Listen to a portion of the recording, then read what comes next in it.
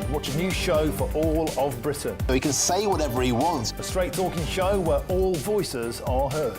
And, you know, when are we going to stop talking about smashing the gangs and actually do it? With the stories that matter from every part of our country. There's a bit of a crash landing there for your Chancellor. Bold, fearless and standing up for you. That's me, Martin Daubney, 3 p.m. till 6 p.m, weekdays, here only on GB News. The People's Channel, Britain's news channel. In the GB Newsroom, we bring you the news as it happens. With our team of dedicated journalists across the UK. We're ready to keep you up to date with what's happening every half an hour, every single day. Bulletins here on GB News. The People's Channel, Britain's news channel. I'm Bev Turner. Thank you for joining us on GB News, the People's Channel, Britain's news channel.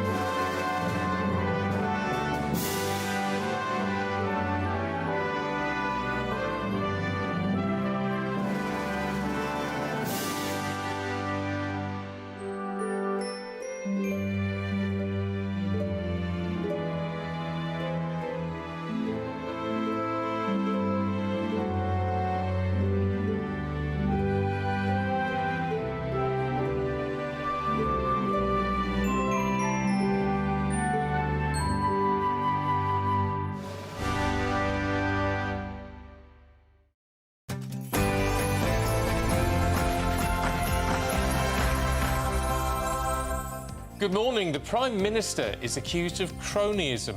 Sir Keir Starmer proposes 25 new Labour peers as he seeks to end the Conservative majority in the House of Lords. But with Reform UK barred from nominating a single peer, is the government undermining the upper chamber? Britain is in talks with Argentina to lift the Falklands-era weapons ban. But is it a betrayal of our veterans who fought to secure the region? British paratrooper killed in Ukraine is named as Lance Corporal George Hooley. As a deadly superflu shuts schools and strains hospitals, can next week's residents' doctors' strike still be stopped after the Health Secretary's new offer? If they vote, as doctors vote to end next week's strikes, we will move forward with that immediately in the new year. We can draw a line under the strikes, we can end the disruption. The Birmingham bin strike drags on as it's revealed the council is paying triple to outsource the collections. 'Tis the season of office Christmas parties. We're asking this morning, is it appropriate to get drunk at your work do? We're going to be debating that at 7:20 this morning. And is it appropriate to be drunk at work as well? Why not? OK, fine. Thank goodness for that. In sport this morning, Manchester City win in Madrid, while Arsenal beat Bruges. Newcastle concede another late goal. They drew with Bayer Leverkusen in Germany. And today, the ballot opens for World Cup tickets. A somewhat drier few days to come across the UK. It won't be entirely dry, though. There is some rain around. You can find out all the details with me a little later on. It's just gone 6 o'clock. I'm Stephen Dixon. I'm Ellie Costello, and this is GB News Breakfast.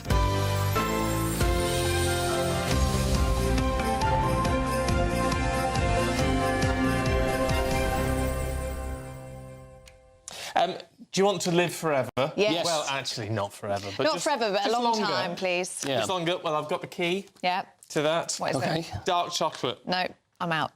Well, you don't like dark chocolate? No.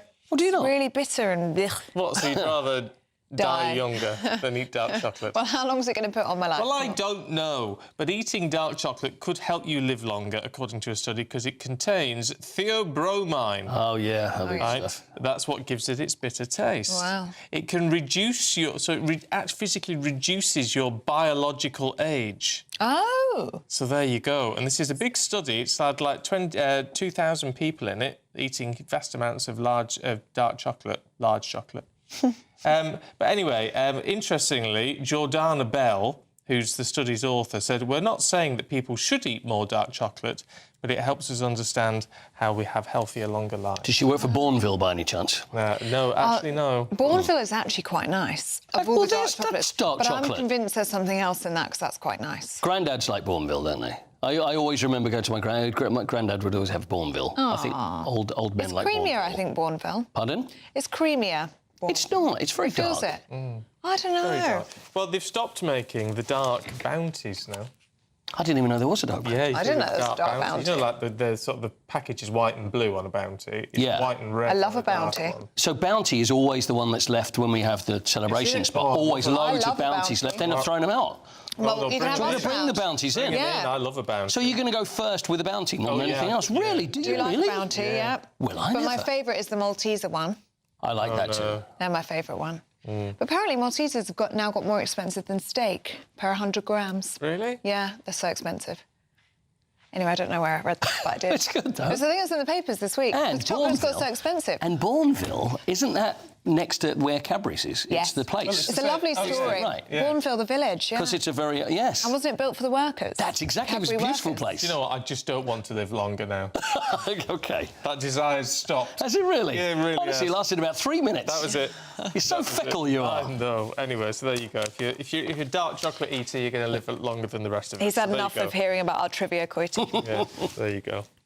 Anyway, to our top story this morning at 6:04, and Sir Keir Starmer has been accused of cronyism after publishing his list of 25 new peers for the House of Lords. Well, several Labour allies were nominated, including the Prime Minister's former communications head and the Chancellor's Chief of Staff. Well, the Conservatives and the Liberal Democrats were also allowed to put forward suggestions, but Reform UK were barred from nominating supporters, leading to Nigel Farage saying he is more determined to smash the political establishment than ever. Let's talk to political advisor Charlie Rowley. Look, it's a good headline for Reform UK, knowing how well they're riding in the polls at the moment.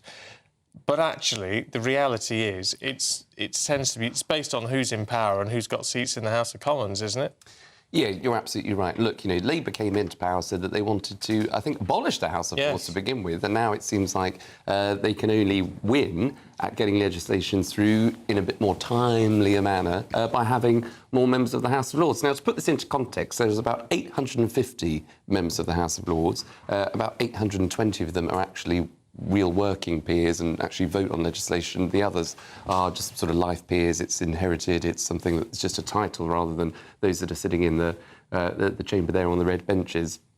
In order to get legislation through, obviously you get legislation that comes from the House of Commons, it goes to the House of Lords. There's about 280-something Conservatives, about 283, I think. Only about 210 of those are Labour peers. So you can see the dynamic, the balance of power in the what's known as the upper chamber sometimes. I'm not quite sure why, because you know, it has a lower authority, but there you are. The idea is trying to redressing that balance by Labour announcing a whopping 20-something more members of the House of Lords in an area that they said they wanted to reform or abolish, all the while not allowing any Reform members of the House of Lords. And this is a party that has consistently led in the polls. It came top. But in the polls, not in any votes yet. Well, the Reform will say the May elections early this year. Yeah. You know, they won a number of county council seats, so they are in local government. Well, in local government, yeah. But then if you're passing legislation through the House of Commons when it comes to local government, maybe social care services, adult social care, whether it's about... You talked about the bin collections in Birmingham. That's a real local government issue that's affecting the people of Birmingham, and where the national government, the Department for Communities and Local Government might have to step in. If you had some members of the House of Lords that were allocated to reform, they could be championing things like things that matter in terms of local services, local government reforms, because they're experiencing that, or their councillors are experiencing that on the ground because they are in control of a number of authorities. So, look, it's a great headline for Farage, because all it does, again, is sort of allow him to say things that he said before, which tends to galvanise his supporters, and that's by saying the establishment is stitching us up. You know, the people are voting for reform. The polls are indicating that Reform are a party that people are taking very, very seriously, that people are voting at local elections. They might want to vote for them at a national general election, but yet it's establishment stitch up and Reform are being locked out. Can we look at this story on the front page of the Times this morning? And this is about getting to net zero by 2050. Now, the speed at which we're going is apparently going to cost £350 billion more than a slower approach. This is what the Tories are going to speak to us about a little bit later on. That's £500 a year for every British household. It's a lot of money, isn't it? It is, and considering when, you know, again, the government claimed to sort of shave off or wanted to shave off £300 of their energy bills a year, it seems that in the long term, if you rush to change everything all at once to meet a net zero target, which was brought in by the Tories. You know, Theresa May brought it in to try and achieve net zero by 2050. I think the intentions of that were well and good. But you know, upon realising that obviously with the war in Ukraine, energy prices are going up, gas prices are going up, that obviously has a direct impact on consumers. Therefore, you've got to change course when the facts change and when international events dictate that you can't just move to net zero. I mean, we all want a greener and cleaner planet. I think we all want to leave something behind for the next generation, but not at the cost, particularly when there's a cost of living crisis in this country, particularly when people have faced tough times, that all of a sudden they've got to, you know, be forced to upgrade their properties or have insulation here or have a heat pump there, or, you know, you're being forced down the direction of an electric car, and then all of a sudden you're getting slapped with a tax if you have an electric car, as we heard in this budget. So, you know, putting more pressure on people's bills and on the pounds in their pocket is not a good thing to be doing at a time where things are tight. So that's why we've got to look at this again. What's confusing me, though, is there is this big net zero agenda from the government and from Ed Miliband, obviously, who's behind it all. And yet we're being told, you know, we are going to save not £300 but £150 off our bills, but that's by cutting the green levy. So what are they going for? Well, the government will cut part of the green, or I say it will, and that will be passed on to consumers. But then energy companies will say, well, hang about, we need to keep the lights on and we need to continue with the infrastructure of whether it's green output, so whether it is through the heat pumps, whether it's through wind turbines, whether it's through nuclear power stations that the government have pledged that they want to build, and successive governments have. So all of that will have to come from somewhere. So you can cut green levies in the short term, but in the long term, energy companies will say, well, we need to produce this energy, therefore we either need a bit of accountancy creativity to say we're getting more of a tax, or you either increase taxes or you get more in terms of grants or loans or just spending by the government in order to ensure that you have that energy sustainability. OK, Charlie, thank you very much. We'll see you in the next hour. Thank you. Right, at 6:10, let's have a look at the weather with Annie.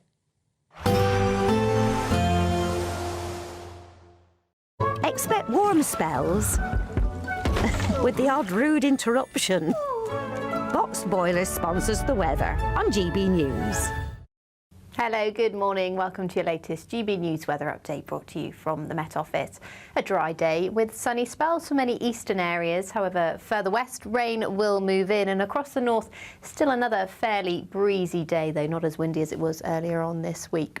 So some cloud around across many eastern and northern areas, but there will be some sunny spells, particularly across eastern areas of England throughout this morning and into the afternoon. But further west, cloud will thicken after a fairly bright start. It's quite a brisk breeze as well, starting to pick up, and rain will push into parts of northwest Scotland, far west of Wales, southwestern England, as well as Northern Ireland. It is a mild day, though, out there after a pretty mild start this morning as well. Now, that rain will gradually move eastwards throughout this evening, but it will linger for parts of Scotland through much of this evening. And once it does clear through, we will start to see much clearer skies move in through the second part of the night. And with that, temperatures will start to fall away. So we're down into mid-single figures across parts of western Northern Ireland to start this evening. Now, the rain may turn heavy across parts of Wales, southwest England, particularly over any high ground, but it will be a fairly short-lived spell of wet weather that we're expecting through this evening. It will push eastwards throughout the night, becoming a slightly weaker feature. So lots of cloud ahead of that, fairly dry across many southeastern areas, spell of wet weather for many central areas, and then clearer skies developing from the north and west, spreading into parts of West Wales as well as southwestern England. And here we could see a touch of frost by by Friday morning. So a dry and sunny start to the day for much of Northern Ireland, Scotland, western areas of England and Wales. But a thick blanket of cloud and some wet weather, though, persisting across the east throughout Friday morning. It may take a little while to clear, but the rain's not going to be particularly heavy. And once it does clear, that sunshine will become much more widespread, bringing many of us a fine end to the week. But it will feel a little bit fresher out there on Friday afternoon. Bye-bye. Expect warm spells with the odd rude interruption. Box Boiler sponsors the weather on GB News. Now at 13 minutes past 6, it's time now for our daily reflection. The GB News Advent Calendar, Day 11. Hello, my name is Nimsa Bungi. I'm the pastor of Freedom's Ark here in the Tottenham Town Hall, a member of the Evangelical Alliance. In the middle of a very busy world, Isaiah begins a gentle invitation from God. Come, enter into your chambers. Shut your doors about you. It's not a call to hide, but a moment to breathe, a reminder that the stillness can be holy, especially in the time of the year when a lot of us feel it's overwhelming. Amid the carols, the gatherings, and the celebrations, there's also a quiet heart to Christmas. A still night, a stable, a child sleeping in peace. As Mother Teresa once said, silence gives us a new outlook on everything. Advent gently encourages us to find that quiet center again. Isaiah tells us that God's people shall dwell in a peaceable habitation, in a sure dwelling, in a quiet resting place. Many people have discovered that when the world feels restless, there can be calm within, a place of security, a quiet hope, and that steadiness of heart. The stillness of this season is not to escape from life, but a source of strength for it. It reminds us that peace is possible, not only in the world around us, but in the world within us. This Christmas quiet carries us with a renewed sense of joy. Let us pray. God of peace, in the noise of this season, lead us into that quiet resting place. Refresh our spirits, calm our hearts, and fill us with your eternal, gentle joy.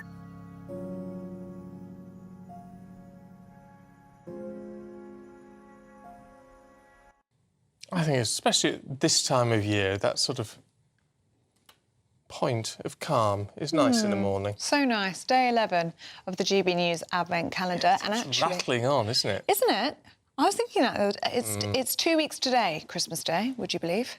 Oh, heck yeah. Yeah, so just a reminder, if you haven't finished your shopping yet, you have 2 weeks. So men out there, I'm not trying to make generalisations, but you do need to get a little wiggle on. Are you sorted? Yeah, and wrapped.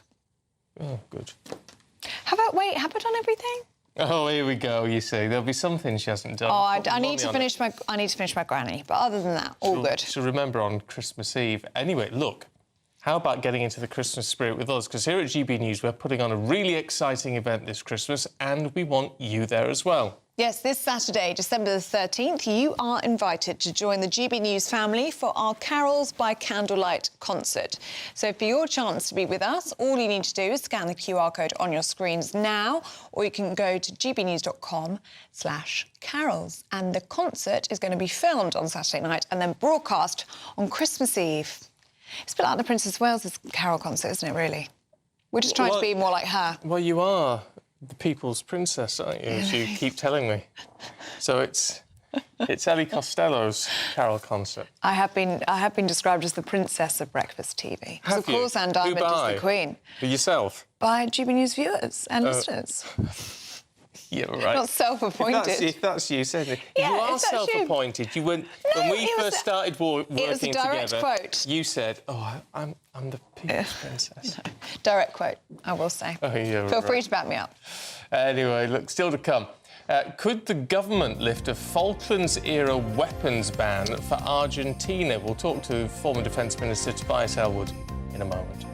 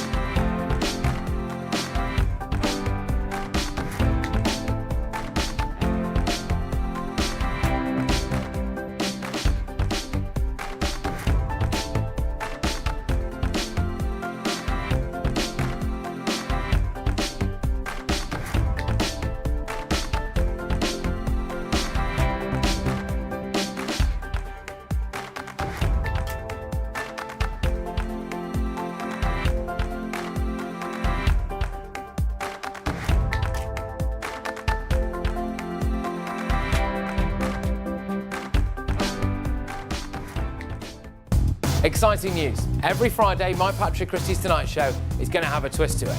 We're welcoming some special guests. You.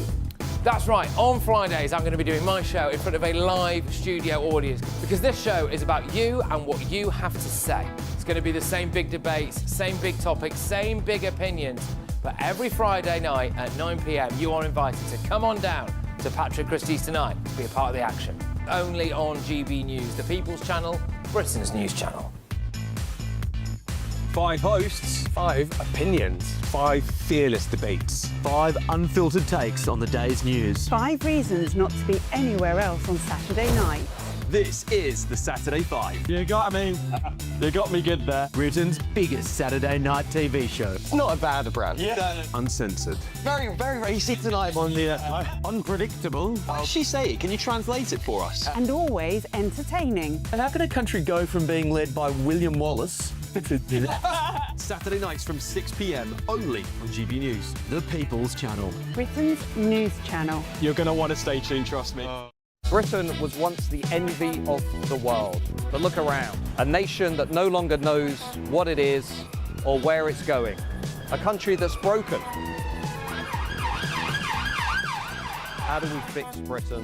How do we bring it back? Friday night with Matt Goodwin at 8 p.m. only on GB News.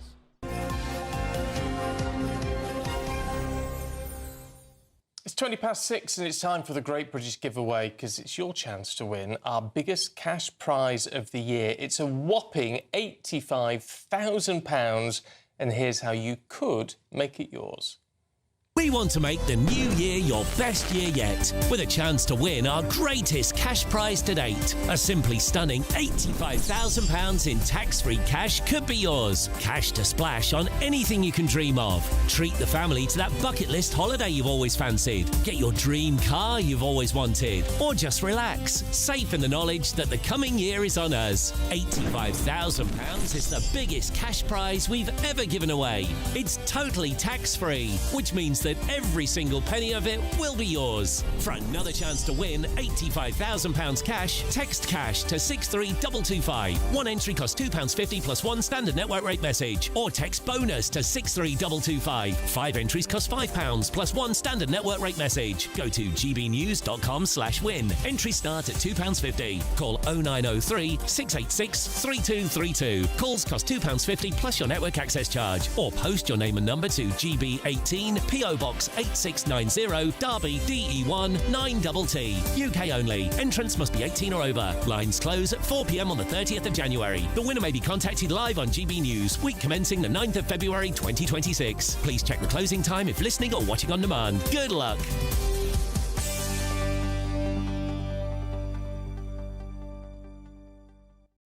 I feel like we're really missing out not having you at the Carol concert on Saturday. No, I can't. Well, I can't go because it's about 2.5 hours from where I live, and of course you're working. I've got to be up at 3 o'clock the next morning for work. Yeah, so he's working, but he's such a good singer. It's actually quite annoying. So we're going to need your dulcet tones. I can send a tape in. Yeah, maybe you should send in a tape, or you can film yourself, and then we can play it on a projector or something. OK. Anyway, I'll talk to the bosses about. Oh, thanks. You FaceTiming us or something. So I've got to record an entire Carol concert on my own. You could do the desk count. All right. Actually, you're alto, aren't you? I've no idea. I don't know. I just sing. Anyway, should we look at some news? At 6:22. Now, Argentina's President Javier Milei has called for the Falklands arms ban to end. That's despite confirming that he still believes the Falkland Islands will be returned to Argentina. Well, strict UK export rules currently restrict any weapons with British components being sold to Argentina. But really, better foreign relations, are they necessary enough to change that policy? Well, joining us now is former chair of the Defence Select Committee, Tobias Ellwood. Very good morning to you, Tobias. What do you make of this? Well, it's a fascinating story, a reflection of how significant the liberation of the Falkland Islands was.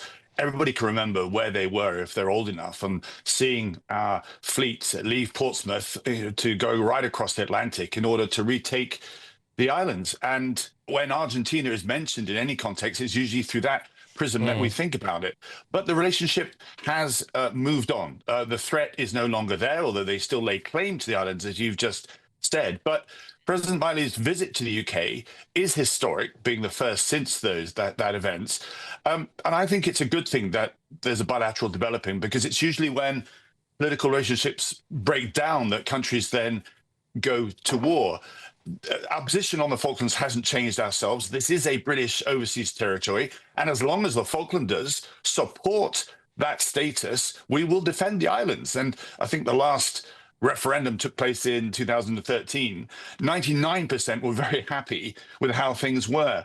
But on your specific question, I think it's wrong that we have these limitations on arms exports for the simple reason that when you go to Latin America, and I was there only a month or so ago, China is trying to develop relationships on a phenomenal scale, already doing so with Venezuela, selling its fast jets, building military relationships. If we don't sell our equipment to Argentina, then China will then move in, placing the threat against the Falklands in a very different perspective. Well, but it is coloured, isn't it, by the fact that Argentina still says it wants the Falklands back. I mean, if they were to... Is that a rhetoric we can ever expect them to drop, or would that be political suicide for them? No, I mean, right, you put your finger on it. Domestically, this is one of the reasons why Galtieri went to war back in the 1980s in the first case, is just because it conjured up a lot of domestic support. Let's look at it from a threat perspective. Is there a bigger threat by a future Argentine president backed by China with Chinese military kit wanting the Falklands back, or with us having a relationship where the president is willing to come to the UK to discuss that, make these claims, but not go to war? And Tobias, just whilst we've got you, just wanted your reaction to that very sad news that we had confirmed yesterday, the first serving British soldier killed in Ukraine, Lance Corporal George Hooley. What's your response to this? I mean, obviously just so sad for his family, and such a shock as well, because, of course, officially we weren't even aware that we had paratroopers in Ukraine. Yes, it's deeply troubling. It places into sober perspective, I think, that our support to Ukraine does come with dangers. This is clearly a tragic incident, but I hope it will not deter us from maintaining our assistance, given the consequences, not just to Ukraine, but to Britain if Russia can claim any form of victory. Make it clear, Europe is sliding towards a wider conflict again. It's already on a scale not seen since World War II. Russia has moved to a war footing with ambitions well beyond Ukraine. And after almost 4 years of war, Ukraine is actually losing between 200 and 500 soldiers a week. So Lance Corporal Hooley's death comes at a difficult time, particularly because the US-Europe relationship is now changing as well. We have to stand up to ourselves. We have to stand up to the threats. We have to stand up with Ukraine. OK, Tobias Elwood, appreciate your time. Thanks very much indeed. Thank you. Now, later this morning, we're going to be debating whether it's OK to get drunk at your Christmas party. Yes. I suppose a lot of people do. A lot of people do. A lot of people will decide it's time to let your hair down. I try and treat Christmas parties, work Christmas parties, like I'm at work. But you see, if people didn't get drunk, then you wouldn't have all the gossip the day after, would you? It's true, and that's almost the best part. You know what sort of gossip we're talking about. Some bit of gossip from ours has kept us going all year, It hasn't has. Yeah, we have a lovely time with that every single morning. We do. Anyway, if you want to get involved in that debate, you can vote on that very question for free if you're a friend of GB News. You need to scan the QR code you can see on your screen, or you can go to gbnews.com if you're listening on the radio and get in touch that way. And if you want to become a friend of GB News, you can do so for free. Here's how. Join the community and be part of our shows by becoming a friend of GB News. Get a direct line to join the conversations that you hear us talking about every day in our programmes by commenting on Your Say and voting in You Decide polls. Access opinion, analysis and behind-the-scenes videos as we share more from the stories that you see on TV and radio. Plus, watch our shows live and on catch-up anywhere, anytime. If you love our channel, become a friend of GB News for free by scanning the QR code or going to gbnews.com/friend. Don't just watch our programmes, come and be a part of them.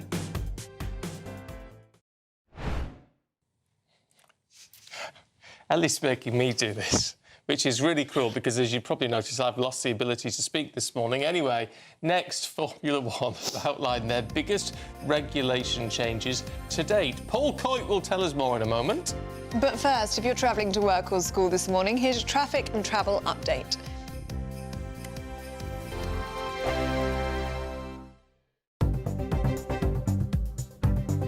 Good morning. This is the latest AI travel news from gbnews.com. Travellers are urged to exercise caution on the A87 Skye Bridge, where high winds are creating challenging and potentially dangerous driving conditions. Meanwhile, a speed limit of 30 miles per hour is in place on both directions of the A55 Britannia Bridge, a measure that will remain enforced until further notice for safety reasons.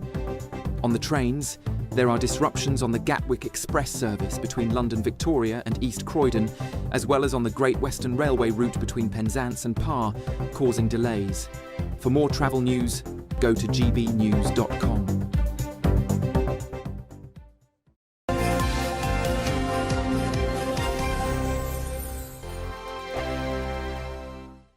I'm Michelle Dewberry. This is Dukes & Co with you.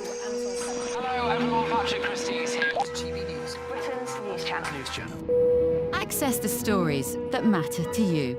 Take the GB News family with you on any device. And as long as you have an internet connection, tune in to GB News anywhere on the planet or beyond. GB News, the People's Channel, Britain's news channel. From the school run to the home run, watch a new show for all of Britain. So he can say whatever he wants. A straight talking show where all voices are heard. And, you know, when are we going to stop talking about smashing the gangs and actually do it? With the stories that matter from every part of our country. There's a bit of a crash landing there for your Chancellor. Bold, fearless and standing up for you. That's me, Martin Daubney, 3 p.m. till 6 p.m, weekdays, here only on GB News. The People's Channel, Britain's news channel. Westminster's full of talk, but out here, it's the real world. Am I allowed to talk then? No, that's it. This is where it matters, real people and real lives. That's what politics is all about. The fact is Trump made a good start, no. Straight answers, no spin, and just a couple of pints. How many fingers have I got up? About 10. So join me for Lee Anderson's Real World every Friday at 7 p.m, only on GB News. The People's Channel, Britain's news channel. You want to know what's really going on in the corridors of power? Labour don't know what to do with you half the time, and that makes you quite lethal in the chamber. Get behind the headlines with Chopper's Political Podcast. Join me, Christopher Hope, as I sit down with the great and the good of British politics. We'll see where this ruling takes us. These are the stories shaping our nation. Chopper's Political Podcast, available now on all platforms. Listen in and stay ahead. Decisions made in Washington aren't just shaping America, they're shaping Britain too. From migration to global security, from crime to health.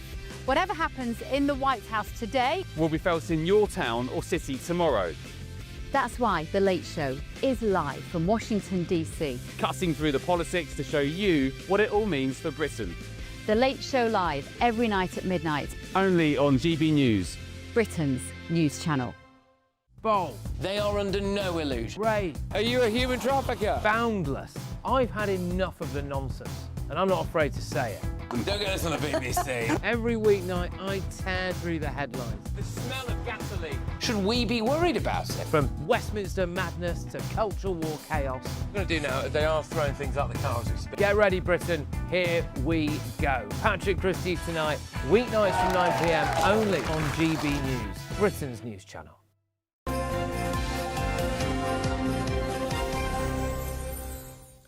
Right, it's time to go through the latest sports news at 6:33 with Paul Coit. Good morning. Good morning. Actually, I've got to say, there's been a bit of a furore.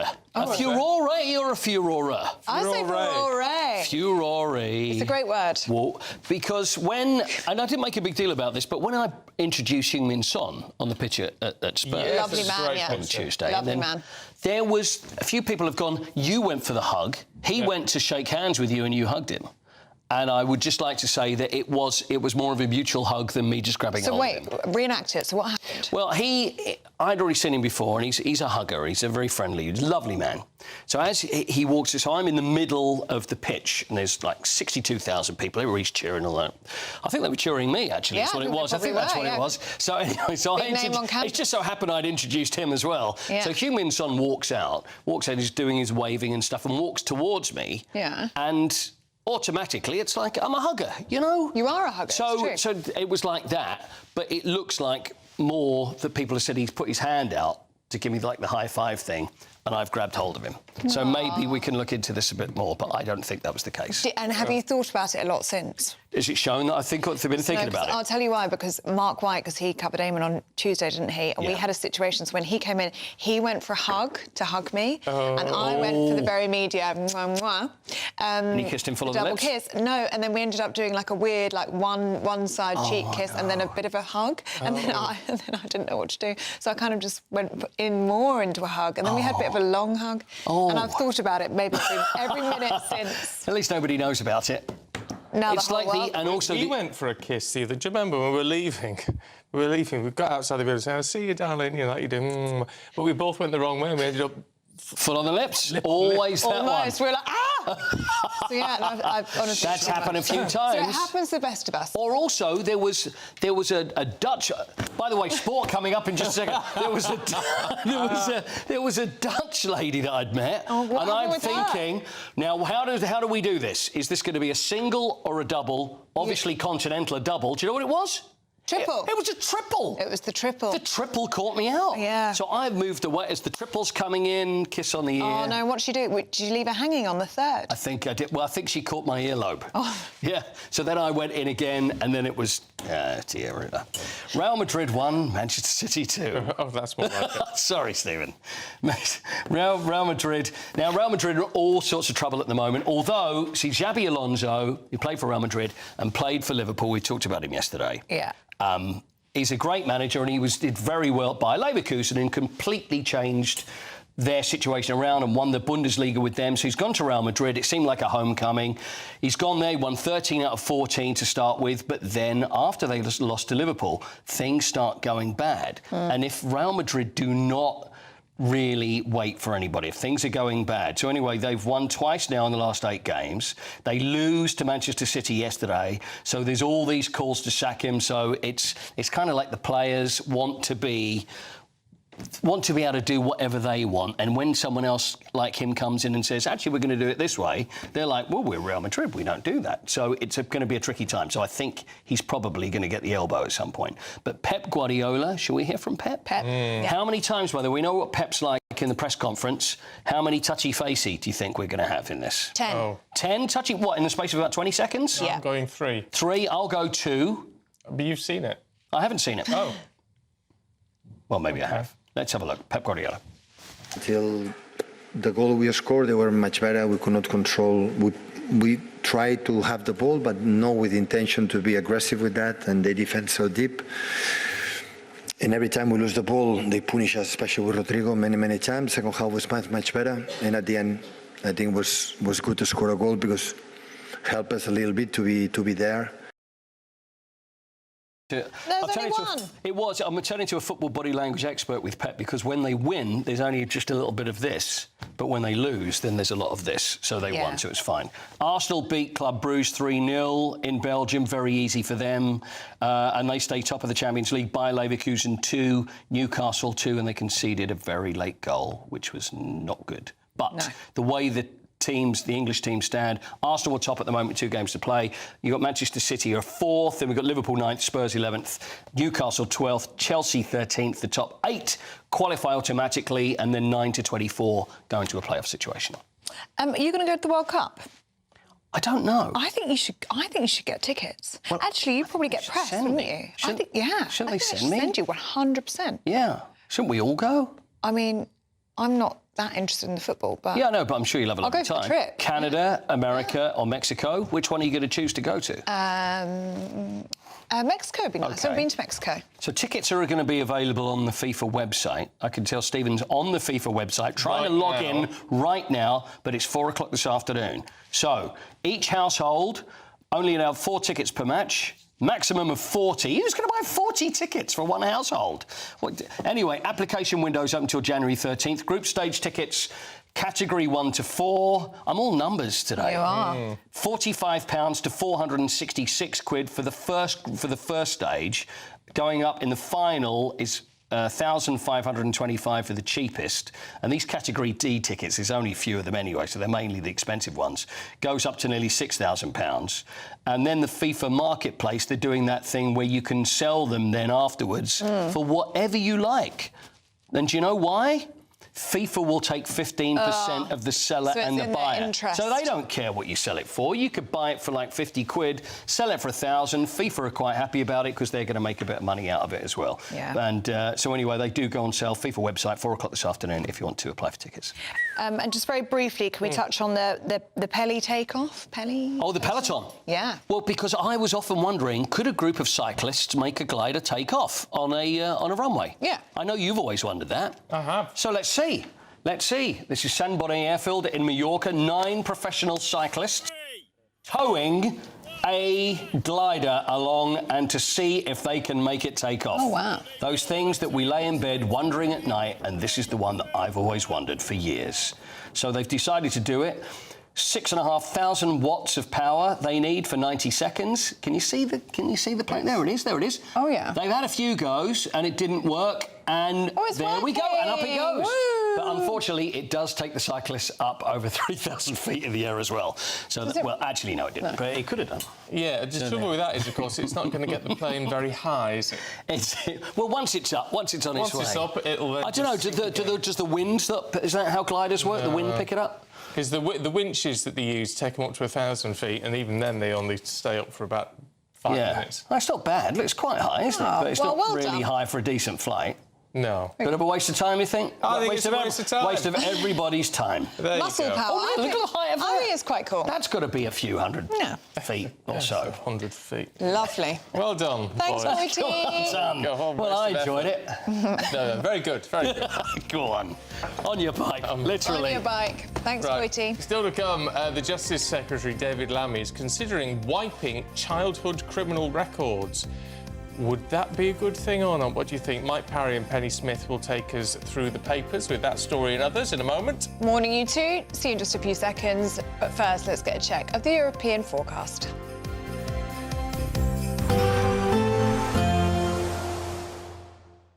Ready to soak up that holiday sunshine? Won't we need some cover? No worries. All sorted. All Clear Travel Insurance sponsors GB News Travel Destinations Forecast. Are you heading away this weekend? Well, it's turning unsettled through the Canary Islands, but there is plenty of sunshine to come for the Mediterranean. But a spell of wet weather through Friday will push through Tenerife as well as Madeira and through Lisbon as well as towards Barcelona. Plenty of cloud and outbreaks of showers for Nice. But as we look further east, high pressure dominates and that will bring plenty of sunny and dry weather to parts of Greece in particular. So temperatures here will start to climb towards the high teens. All Clear Travel Insurance sponsors GB News Travel Destinations Forecast. At GB News, we love to hear from you, our loyal community. So drop us a line at gbnews.com/yoursay. There you can talk to each other and also to the presenters live on air. gbnews.com/yoursay, because GB News is your channel, Britain's news channel. Good afternoon, Britain. Weekdays from midday. I think a lot of you at home are going to be quite annoyed with this. Now, Tesco, the big supermarket chain, appears to have got rid of the famous Christmas trees, instead renaming them Evergreen trees. Evergreen There's trees. the evergreen tree. Here we are. So if you're listening on the radio, these are pictures of their boxes of artificial Christmas trees without the word Christmas on them at all, instead calling them evergreen trees. There are still a number of Christmas trees available called Christmas trees. Christmas trees, but I think it has clearly annoyed quite a lot of people. Why do you call them evergreen trees? Can't you just call them Christmas? Just call them Christmas trees. I call them Christmas trees even outside of the time of Christmas. If they look like a Christmas tree, I call them a Christmas tree, don't you? Yeah, I do. And the Conservative leader of the London Assembly, Susan Hall, she's told The Telegraph, it's Christmas. It's a Christmas tree. People don't tend to put up green plastic fir trees for any other reason. It's all stupid nonsense about offending other people and other religions. Well, below that, this is supposed to be a Christian country. We have Christmas. Let's celebrate it, says Susan Hall. Actually, other religions are not offended by the celebration of Christmas in a Christian country. You speak to Hindus and Buddhists and the vast majority of Muslims, they're not in the slightest bit bothered and actually will join in those celebrations as well. It doesn't offend them. But what you've got are marketing divisions within these big companies where you've got Tarquin and Tabitha who feel that we must, you know, do what we can do to not offend the great British public. But the great British public are the ones that are actually buying the product and they're not in the slightest bit offended. Can I just say it offends me that we've got Christmas already and it's not December. GB News, the People's Channel. Join me, Nana Akwe, for an informative, interactive news programme with a difference. It's fun. No, he didn't say that, Dave. I'm so surprised. I think there's an element of truth to that. Join me from 3 p.m. every weekend, only on GB News, Britain's news channel. In the GB Newsroom, we bring you the news as it happens. With our team of dedicated journalists across the UK, we're ready to keep you up to date with what's happening every half an hour, every single day. Bulletins here on GB News, the People's Channel, Britain's news channel.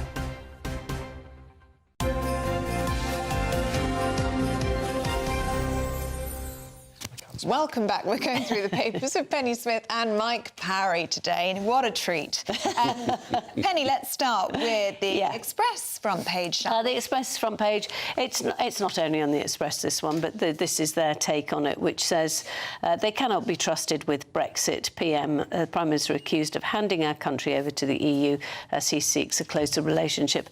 I mean, there will be many people who say, you know, Brexit has, and whichever way you look at it, whether you think that successive governments have not done it properly or whatever else. The point is that it has not been a friend of ours in terms of, well, a lot of things, including, I was reading recently, in terms of migrants wanting to come to Britain as well, where, for example, because of the Dublin Convention, they've tried to seek asylum in one country in the EU, and then they get it turned down. And so the place that they can actually try and apply again is the UK. So that's another reason why it hasn't been helpful. But they're saying the Prime Minister's direction of travel is clear, handing over our country to distant, unelected officials who don't have our best interest at heart. Oh, I totally agree. I mean, we are heading back into Europe, whichever way you look at it. A lot of political commentators this morning across all the titles are actually saying Starmer now has almost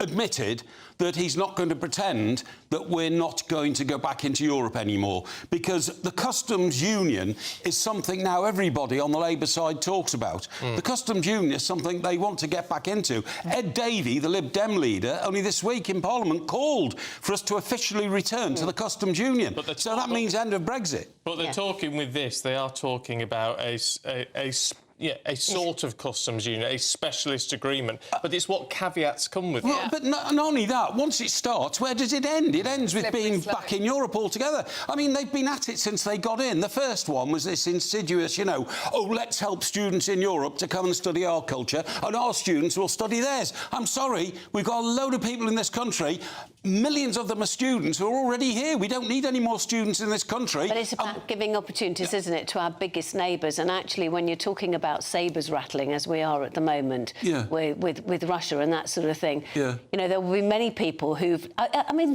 various polls have said that they would prefer to be, you know, back in Europe than... Aren't they? There are polls that say that we would prefer to be back in... And quite a lot of people getting buyer's remorse, as it were, and saying, I wish I hadn't voted for Brexit. You say that, but you alluded to the situation right at the start of this piece, Penny, when you said it was never done properly. And I totally agree with that. What seems to happen is that once Boris Johnson found that, you know, we'd won, Brexit had won, he then kind of lost interest in it, if you see what I mean, for about 9 years, and nothing actually happened. Now, we can do trade deals with Europe. We're in NATO, when you referred to Russia, which is an international agreement. We've done deals with India and the United States. How is Trump going to feel if Starmer suddenly says we are edging back into Europe? He might cancel those deals we've done with the US. And India, similarly, might say, we don't want to deal with you anymore. Well, we might not be able to have them. Europe may say... I totally agree. But it's more likely that the countries you've done the deals with will say, no, you've betrayed us because you wanted to do deals with world powers, and now you're back into the sclerotic European socialist club, which means we all lose out, in my opinion. And there are other people who would say, well, Trump's not going to be there forever, so, you know, whatever his successor will be even more fiercely protective, I think, of America. Mike, let's have a look at a different story, shall we? But still involving David Lammy. Childhood criminal records potentially to be wiped. Let's have a look at this. Yeah, again, now this is on the front page of the Telegraph. Lammy plans to wipe child criminal records. I'm sorry, but once again, this Labour government, if they can't solve a problem, just scrap it. So they couldn't solve the problem of overcrowded prisons, so I tell you what, we'll scrap crime. Let prisoners out and don't send as many people there. That's the way they seem to do it. Oh, the courts are overburdened. I tell you what, let's scrap jury trials. All they seem to want to do is scrap everything instead of dealing with the problem. Now, I've read right through this story, and it says that, somebody who was done for stealing a bike when they were 7 years of age could have their life ruined when they're 63. Utter nonsense. Utter absolute nonsense. You don't have that as a criminal record on the history of your life. When you were 7, you nicked a bike. And anyway, a responsible employee would say, oh, you nicked a bike when you were 7, so what? It's just, once again, it's the old socialist plan to let's be nice to everybody and wipe the slate clean. Because if we wipe the slate clean, everybody's happy, everybody likes us, and we've got rid of the problem. Penny? Well, I think there will be a lot of people who are saying that I think we've got bigger problems to deal with than childhood crimes. I totally agree. Also, I mean, there will be, you know, with Mike saying... employers, I don't know how much employers would look at something that you did when you were 7. I mean, I'm not even well, if it's a when we talk conviction, you don't even have to declare. Exactly, you don't. So therefore, I think it's already pretty much wiped. I wonder whether it's actually. I mean, they're talking about being considered. Lots of things are being considered. Whether anything actually. And Penny, you're so right. Surely Lammy's got more important things to think about in this very, very troubled world in which we live than to go around inventing something. Because nobody's ever been talking about this until it appears in the Telegraph this morning. Has anybody ever thought about, oh, I nicked a bottle of milk when I was, 6, and now I fear my life is ruined? Mike, how are you going to deal with this one? This is on the Mirror. Labour housing pledge, £3.5 billion war on homelessness. And I don't know about you. I mean, I travel a lot by public transport around London, and it's not just London. Lots of big cities. And homelessness seems to be out of control. And a lot of them, I'm not saying all of them, but a lot of them are through no fault of their own. They're people whose marriages, relationships or whatever have broken down, they can't find jobs, etc. And it's just awful in every single way. So they're giving more money to local authorities, for example, to supply good quality temporary homes, but obviously in the longer distance they've got to have more social housing. The problem was the social housing was sold off under Margaret Thatcher and was never replaced. Well, look, I've got great sympathy with this problem. The big donation I've given this Christmas is to the Salvation Army, because I hate the thought of somebody waking up on Christmas Day in a wet sleeping bag. You know what I mean? I think it's so horrible. It's one of the worst things you can think about. I haven't got a home to go to,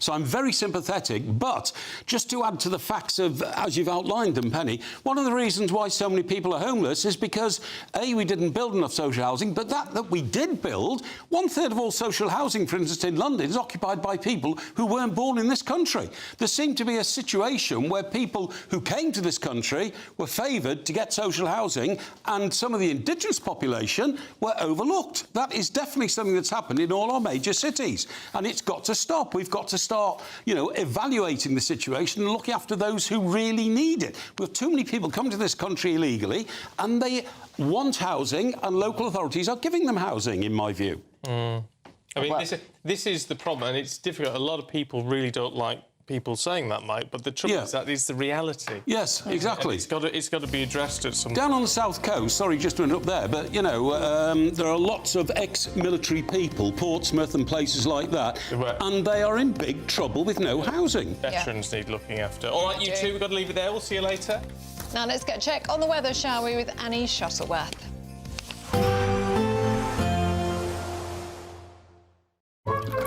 Warm and cosy, with a chance of zero visibility. Boxed Boilers sponsors the weather on GB News. Hello, good morning. Welcome to your latest GB News weather update brought to you from the Met Office. A dry day with sunny spells for many eastern areas. However, further west, rain will move in, and across the north, still another fairly breezy day, though not as windy as it was earlier on this week. So some cloud around across many eastern and northern areas, but there will be some sunny spells, particularly across eastern areas of England throughout this morning and into the afternoon. But further west, cloud will thicken after a fairly bright start. It's quite a brisk breeze as well, starting to pick up, and rain will push into parts of northwest Scotland, far west of Wales, southwestern England, as well as Northern Ireland. It is a mild day, though, out there after a pretty mild start this morning as well. Now, that rain will gradually move eastwards throughout this evening, but it will linger for parts of Scotland through much of this evening. And once it does clear through, we will start to see much clearer skies move in through the second part of the night. And with that, temperatures will start to fall away. So we're down into mid-single figures across parts of western Northern Ireland to start this evening. Now, the rain may turn heavy across parts of Wales, southwest England, particularly over any high ground, but it will be a fairly short-lived spell of wet weather that we're expecting through this evening. It will push eastwards throughout the night, becoming a slightly weaker feature. So lots of cloud ahead of that, fairly dry across many southeastern areas, spell of wet weather for many central areas, and then clearer skies developing from the north and west, spreading into parts of West Wales as well as southwestern England. And here we could see a touch of frost by Friday morning. So a dry and sunny start to the day for much of Northern Ireland, Scotland, western areas of England and Wales, but a thick blanket of cloud and some wet weather, though, persisting across the east throughout Friday morning. It may take a little while to clear, but the rain's not going to be particularly heavy. And once it does clear, that sunshine will become much more widespread, bringing many of us a fine end to the week. But it will feel a little bit fresher out there on Friday afternoon. Bye-bye. Warm and cosy, with a chance of zero visibility. Boxed Boilers sponsors the weather on GB News. Thank you, Britain, for our more than 2 million YouTube subscribers and more than 2 billion views. That is Britain watching, sharing and making its voice heard louder than ever before. Good morning, this is the latest AI travel news from gbnews.com. On the A720 westbound near the Sheriff Hall roundabout, traffic flow is restricted due to a broken down vehicle, causing significant delays for commuters this morning. Furthermore, a speed restriction remains in effect on the A55 Britannia Bridge, where the limit has been reduced to 30 miles per hour until further notice to ensure the safety of all drivers. Regarding rail travel, there is a disruption affecting the Gatwick Express service, impacting routes between London Victoria and East Croydon. Passengers travelling on Great Western Railway routes between Penzance and Par should also be prepared for possible delays. For more travel news, go to gbnews.com.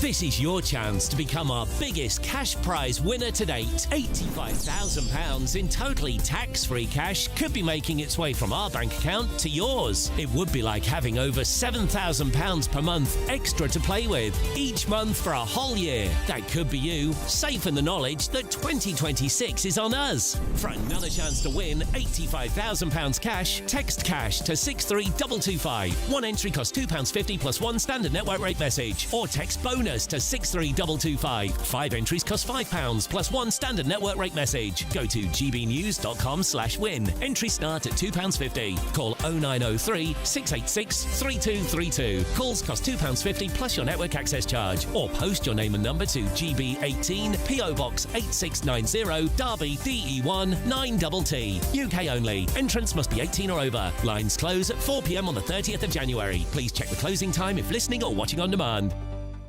Britain was once the envy of the world. But look around. A nation that no longer knows what it is or where it's going. A country that's broken. How do we fix Britain? How do we bring it back? Friday night with Matt Goodwin at 8 p.m. only on GB News. No matter the state it's in, this is our nation. Join me, Jacob Rees-Mogg, for a genuine, honest discussion on where we have been, where we are going, and where we are with the people who set the direction. Tune in to State of the Nation every Monday to Thursday, 8 to 9 o'clock, only on GB News. Britain deserves a newsroom that puts the facts and your voice first. Well, and that's what you get on GB News. Lively debates, lively conversation. And we're not afraid to hold power to account. And each other. So join me, Andrew Pierce. And me, Miriam Cates, for Britain's Newsroom, weekdays from 9:30 on GB News. A really important thing about GB News, and it's brought something completely different to the landscape. The mainstream is all about keeping the status quo as it is, ticking along quite nicely. They don't want to ask difficult questions. GB News exists because there is a desperate need for fearless journalism that puts the people first. GB News came on the scene as a disruptor, and it has always been a disruptor ever since. Journalism in this country has been a cosy world full of groupthink until now. Well, the reality is that most British journalists are afraid. That's not GB News. Journalism is journalism at the end of the day, and we're not here to serve any masters. Our masters are our audience. We're here to talk about things in a way that have never been broadcast on British airways before. Do not miss a moment on GB News. The #1 news channel in the country.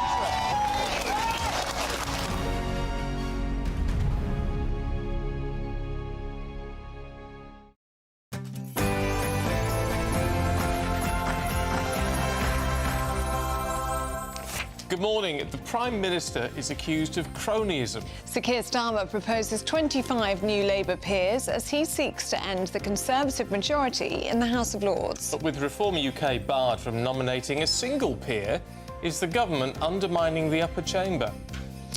Elsewhere, Britain is in talks with Argentina to lift the Falklands-era weapons ban.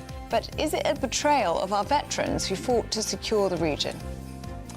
As a deadly superflu shuts schools and strains hospitals, can the resident doctors' strikes next week still be stopped after the Health Secretary's new offer?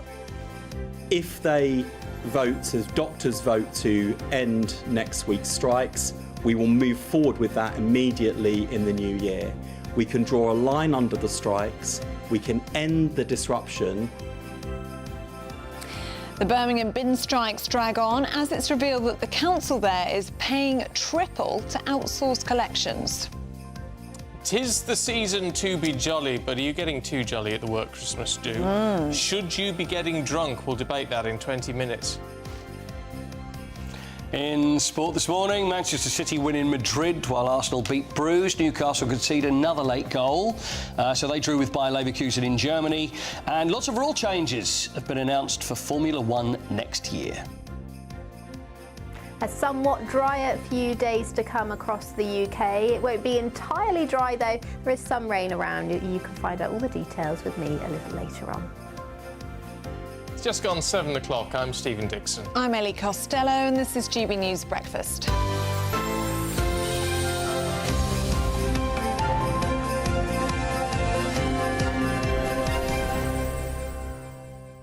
So this is my favourite story this morning. I can hardly hear you from up there. Why are you so tall this morning? I don't know why I'm You're so like in an tall. umpire's chair. I quite like it up here. I was really low. Do you see the first chair I was on? I was down here. Oh, so I changed now. I think I'm in the end. Between the three of us, it goes like that. And then I'm here under Is this the Anne Diamond chair? She's on the Anne Diamond chair. Oh, you got the Anne Diamond chair today. I like the Anne Diamond chair. Which is a special chair which is set at a really high level, because she's only Diddy, isn't she? And it's our Anne. It's got extra big wheels. Yeah, this is fantastic. They've got ball bearings on the wheels. It's the boss chair, and I like it. Can I tell you about my favourite story that I've seen today? Yes. Front page of the Telegraph, actually. So you know Liam Neeson and Pamela Anderson filmed that film together and they were in a relationship. Turns out a very short-lived relationship. They're no longer together. You mean it was just a PR exercise? No, they What a deny that. They shocker. deny that. But Pamela Anderson has spoken about it for the first time, and she has confirmed that they spent an intimate week together. A week. At her house in upstate New York. And get this, at one point, because it was a house you can imagine in the middle of nowhere, Liam Neeson fought off a bear in his dressing gown. Oh, come on. No. Yeah, it's true. Really? So not true. Yeah, it's true. According to the front page of There was a bear wearing a dressing gown? No, It's outrageous. he It's was ridiculous. wearing the dressing gown. He was wearing the dressing gown. Oh, right, fine. I'll see if I can find the You fought a bear in a dressing gown. You can't just fight off bears. Apparently You don't he did. fight off bears. You don't fight off bears. No, they're absolutely lethal. Well, according to Pamela Anderson, that's what happened. Let me just get the details on page 3. Hang on. He fought off the bear. Yeah. Is that a yes, Anne? Did you dream this or did you really read this? So it happened when they went to dinner, and then it was in the garden. They went to and the then garden. there was a bear. He said during what she calls their lost week, an Irish actor also chased off a bear from the breakfast window while still in his dressing gown. He was on the other side of the window, wasn't he? Shoo bear. Chased off a bear from the breakfast window. Yeah. Yeah, so maybe Go on your way. within the house. Fight off a bear is Yes, what you're doing. fight off a bear in his dressing gown. Anyway, she does go on to say that after that week together in the house in upstate New York, they decided to go their separate ways. They're better off as friends. Well, I mean, if honestly, if Gerard fought off a bear, that would put you off him in a second, wouldn't it? I think it's very manly. You quite I like think that, bear. yeah. I'm not unsure about the dressing The gown. dressing gown, you're not so sure about. Not so sure about. Okay, Shooing them off the window with a tea towel isn't quite as butch, is it? Was it a silk dressing gown or was it a toweling one? Do we know? I don't know. We'd need to. Did he wear a cravat with it and some We need to slippers? ask Pam. Okay, fine. Anyway. What do you make of the no makeup look? Oh, I think she looks fantastic. Don't you think? Would you go no makeup? No, I'd have no interest, but I applaud. I applaud her. I think it's brave. Right. Brave. I think she's beautiful. Yeah, because I think society expects you to look a certain I don't way. understand women and makeup. Ah. Because obviously we just look like we look. You see a woman with no makeup on and you don't recognise her. You would think Which I'd is crazy. crawled out of the bin. I've seen you with no makeup on. You look fine. It's not. I mean, it doesn't look like you. Fine is It probably doesn't not look the like me. word you want to hear, though, Fine's is it? probably the worst word. We need to work on that. Anyway. You look fine. Not nice. If you said mighty fine, that would be different. You look beautiful and natural. But Pamela Anderson looks amazing with no makeup on. Okay. So good for her. Anyway, our main news this morning, moving swiftly on, not getting any more trouble. Sir Keir Starmer has been accused of cronyism after publishing his list of 25 new peers for the House of Lords. Well, several Labour allies were nominated, including the Prime Minister's former communications head and the Chancellor's Chief of Staff. Conservatives and Lib Dems were able to put forward a couple of suggestions each. Reform UK, though, were barred from nominating. Nigel Farage saying he's more determined than ever to smash the political establishment. Well, joining us now is former political advisor Charlie Rowley. Morning to you, Charlie. Good morning. What do you make of this? Well, it'll be a great headline for Reform because they've been shut out yet again. They'll see this as an establishment stitch-up where they're ahead in the polls, where they won a number of county councils at the last set of elections, and they feel, again, ignored. And, you know, the public might expect some showing a bit of leg towards Reform, you know, in order to get them in politics in some other way because people are supporting them. But, you know, a government stuffing the House of Lords to their own advantage, what a shocker. It's not like that's happened before. It's nothing new, is it? Yeah, exactly. And out of those 25 that Labour have announced today, who are they exactly? The public will want to know. Some of them Labour cronies, that will be the accusation. Labour at the government, former Director of Communications to Keir Starmer, former Special Advisor to the Chancellor, Rachel Reeves, including Richard Walker, former, current Chief Exec of Iceland, who was once a Conservative, left them.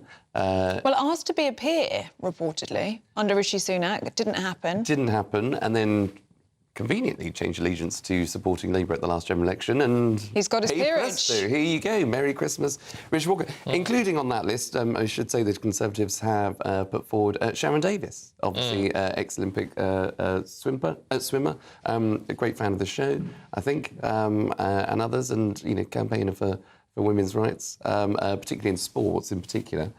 So that'll be something that the Conservatives want to champion. They will be seeing that as a headline for her. But overall, the number of people in the House of Lords is about 850. That will be too big for a lot of people, I should imagine. This increase in 25 from the Labour Party doesn't bring that number down, but it does stuff the Lords with a few more Labour peers in order to make sure that they get their legislative programme through.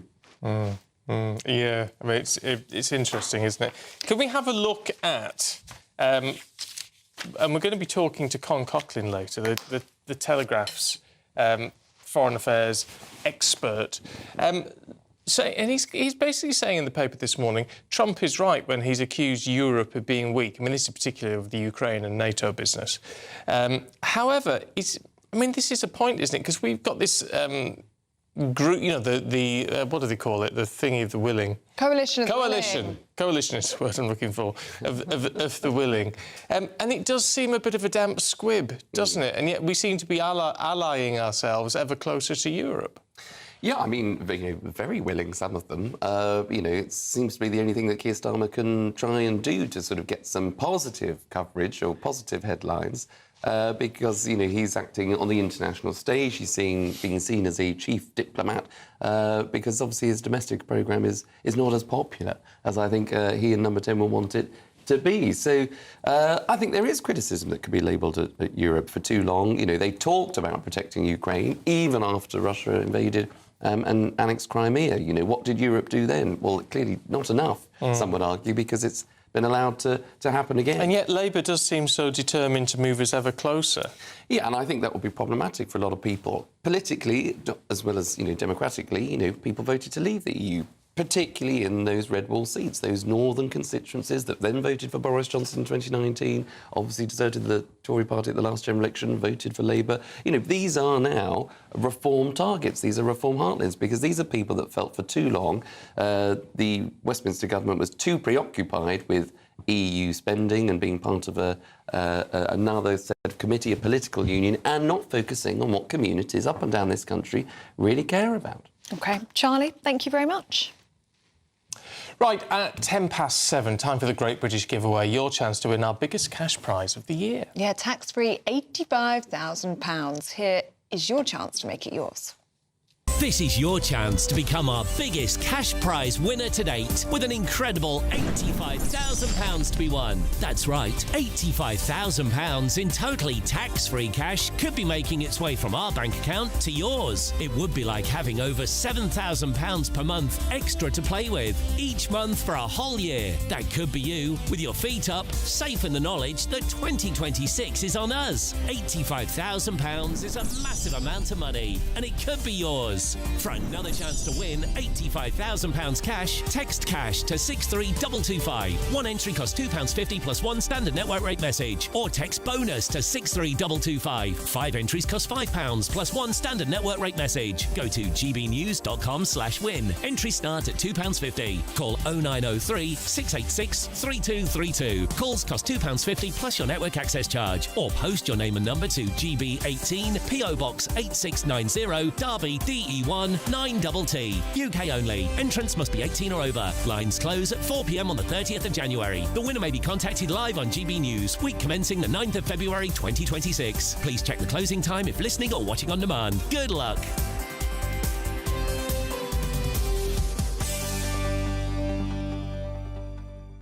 Yes, right. good luck. Yes, indeed. That's all I had to say. Good luck. No, well done. Yes, good. You carry on. Right. Oh, dear me. Can I just go home, please?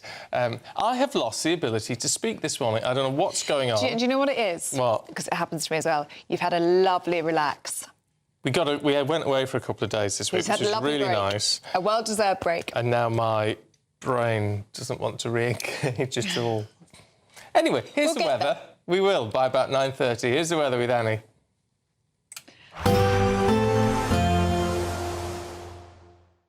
Expect warm spells with the odd rude interruption. Boxed Boilers sponsors the weather on GB News. Hello, good morning. Welcome to your latest GB News weather update brought to you from the Met Office. A dry day with sunny spells for many eastern areas. However, further west, rain will move in, and across the north, still another fairly breezy day, though not as windy as it was earlier on this week. So some cloud around across many eastern and northern areas, but there will be some sunny spells, particularly across eastern areas of England throughout this morning and into the afternoon. But further west, cloud will thicken after a fairly bright start. It's quite a brisk breeze as well, starting to pick up, and rain will push into parts of northwest Scotland, far west of Wales, southwestern England, as well as Northern Ireland. It is a mild day though out there after a pretty mild start this morning as well. Now that rain will gradually move eastwards throughout this evening, but it will linger for parts of Scotland through much of this evening, and once it does clear through, we will start to see much clearer skies move in through the second part of the night, and with that temperatures will start to fall away. So we're down into mid-single figures across parts of western Northern Ireland to start this evening. Now the rain may turn heavy across parts of Wales, southwest England, particularly over any high ground, but it will be a fairly short-lived spell of wet weather that we're expecting through this evening.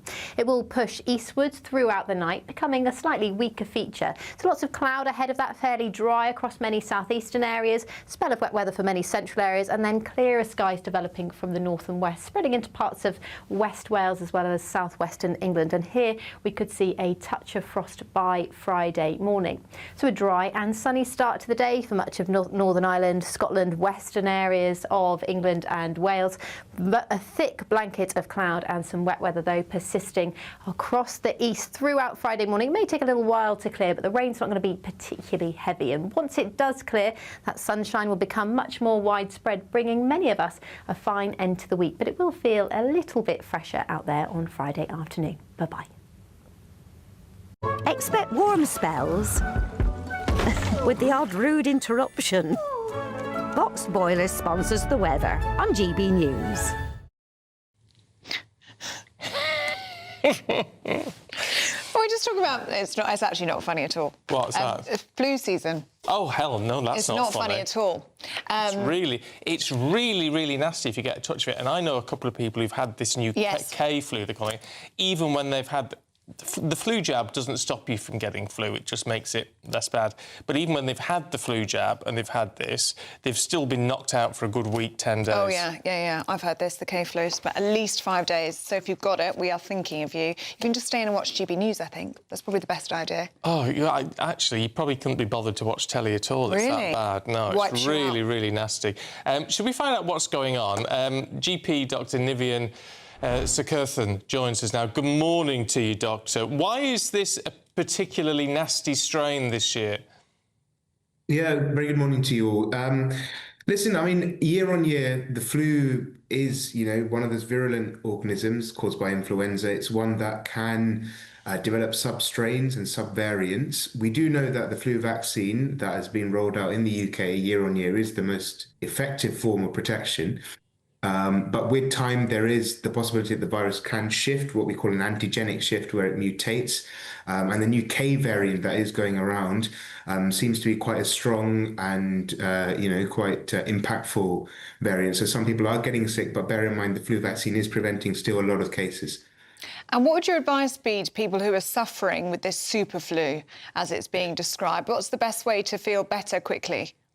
Yeah, absolutely. I mean, it's about doing the simple home remedies, really, keeping well hydrated. If you've got a fever, making sure you're getting on top of it with regular paracetamol and ibuprofen if you're able to take it. On top of that, there's normal steam inhalation to clear the sinuses, so on and so forth. And usually you just have to ride it out, really. If you are unwell, the fever's not settling despite your despite your paracetamol and ibuprofen, you're feeling breathless, chest tightness, then you may well need hospital admission, but equally just getting on top of it sooner rather than later is of paramount importance. Yeah. Flu vaccines, for those people who haven't had one and aren't sort of eligible for a free one, if you like. I mean, often people pay, I don't know, it's £15, £20 or so to have it done privately at any sort of pharmacy. But there's a supply shortage at the moment, isn't there? Yeah, there is. I mean, you know what? It's two sides of the coin, right? There has been a really big uptake of the vaccine naturally, and it shows there are some population groups that perhaps haven't taken it up historically compared to others. We do know the elderly, 65 plus, are doing really well in the uptake, but perhaps there are other groups, including our groups of healthcare professionals, young professionals that may have health problems that aren't taking up. But you're absolutely right. There is at the minute a vaccine shortage. I don't think that necessarily precludes everyone from having it. There are still places that do have it in stock. So if you can find a place that can give you your flu vaccine, I would urge you to go and get it done. And just finally, before we let you go, how concerned are you about the resident doctors' strike, which currently is going to go ahead between December the 17th to the 22nd? They have got a fresh deal on the table. They're going to vote on that next week. But currently, there is that strike coming up amid this very serious flu outbreak.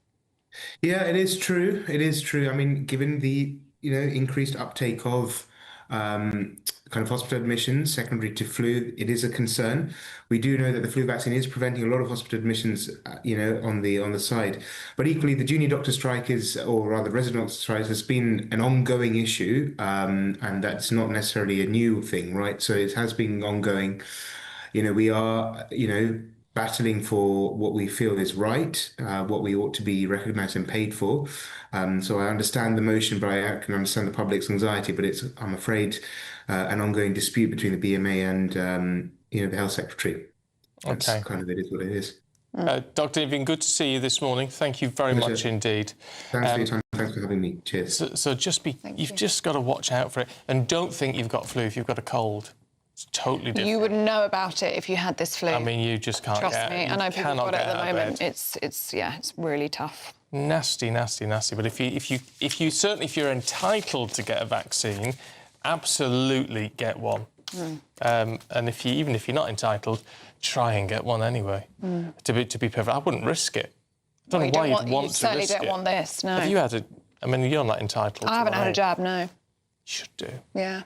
I can't get one, apparently, according to the front page of the Telegraph. No, they are difficult to get hold of. They're meant to be getting more. One. I was chasing them up yesterday, and there's meant to be more in stock next week. Oh, right. Oh, you're across it. Got to wait. Have you had one? I've had mine already. Had mine a few weeks ago. There you go. Well, let us know what you think on that one, gbnews.com/you'll say. Do stay with us. Up next, we're going to be debating if it's appropriate to get drunk at your work Christmas party. I shouldn't say that. We've got Charlie Rowley still in the studio. Who is going to the Christmas party on Saturday.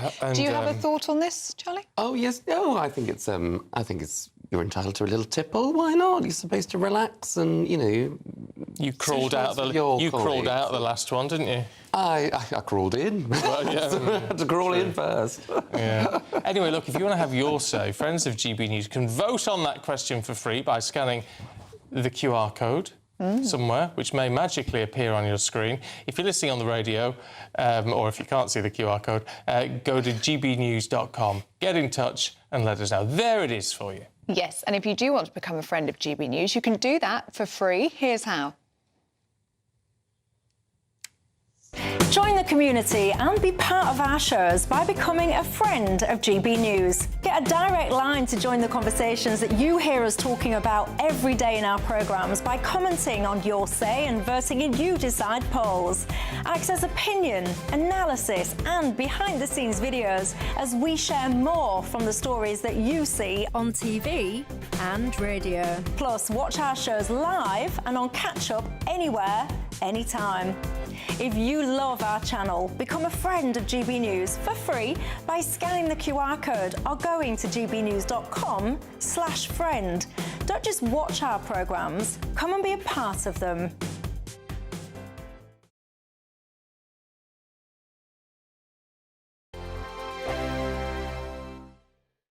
Exciting news. Every Friday, my Patrick Christie's Tonight Show is going to have a twist to it.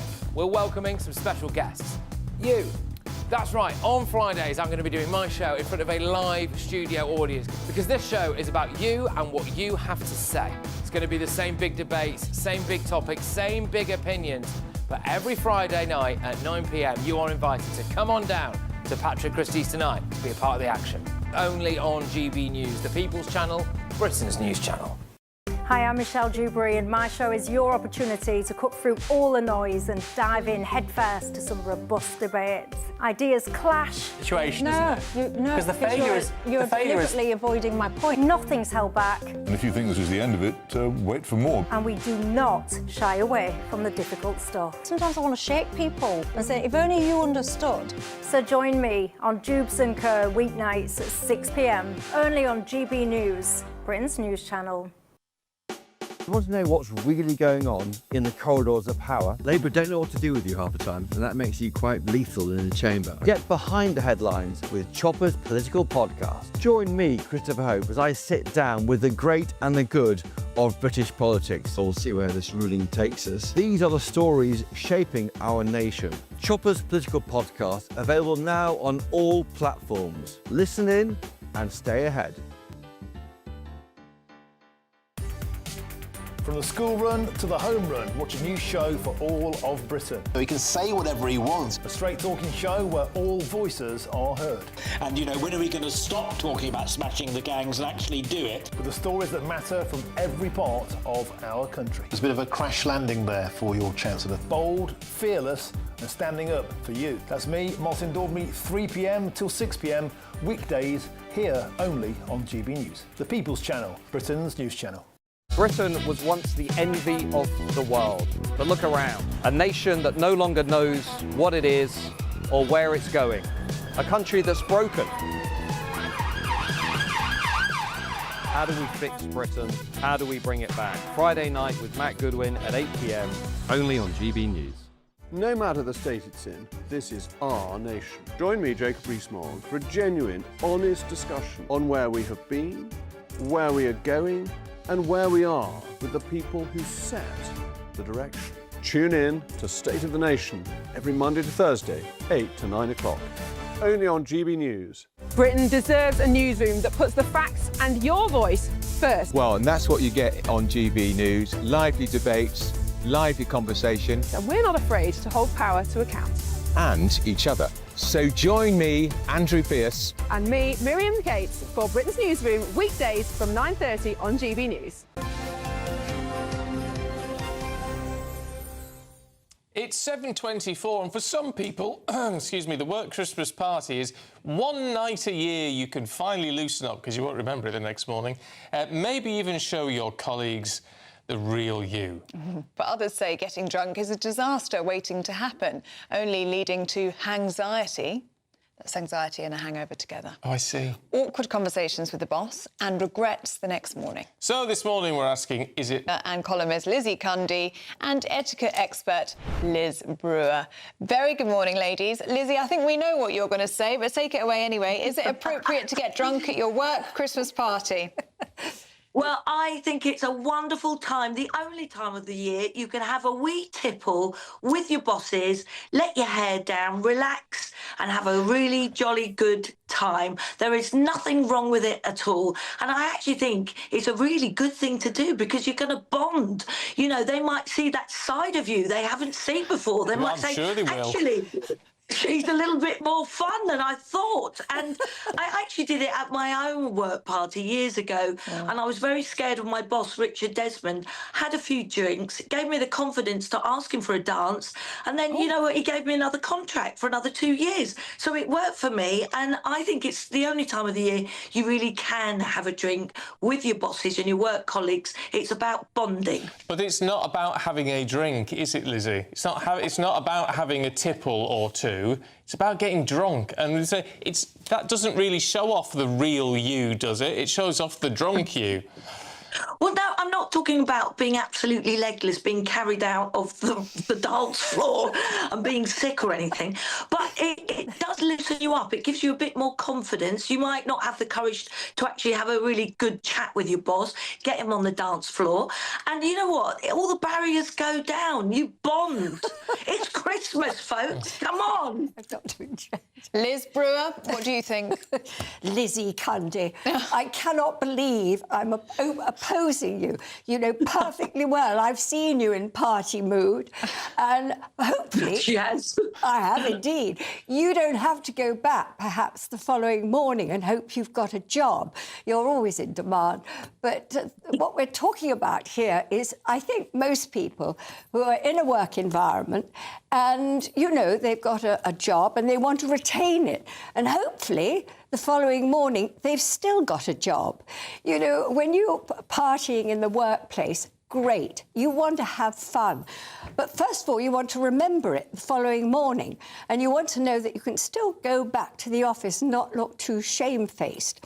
The only exception, I'd say, is people who are now working remotely. And, you know, most people, lucky enough, they still go into a job, but many people are working remotely.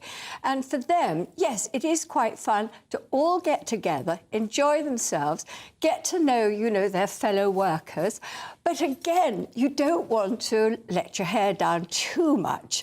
And as I say, you want to make certain that you don't sort of lose respect, and that's one of the problems. Yes, and we're skirting round it a bit, Lizzie, because it's a breakfast show. But it's yes, it's we say about getting to know your co-workers at a Christmas party. It's getting to know them a little bit too well, which is the problem.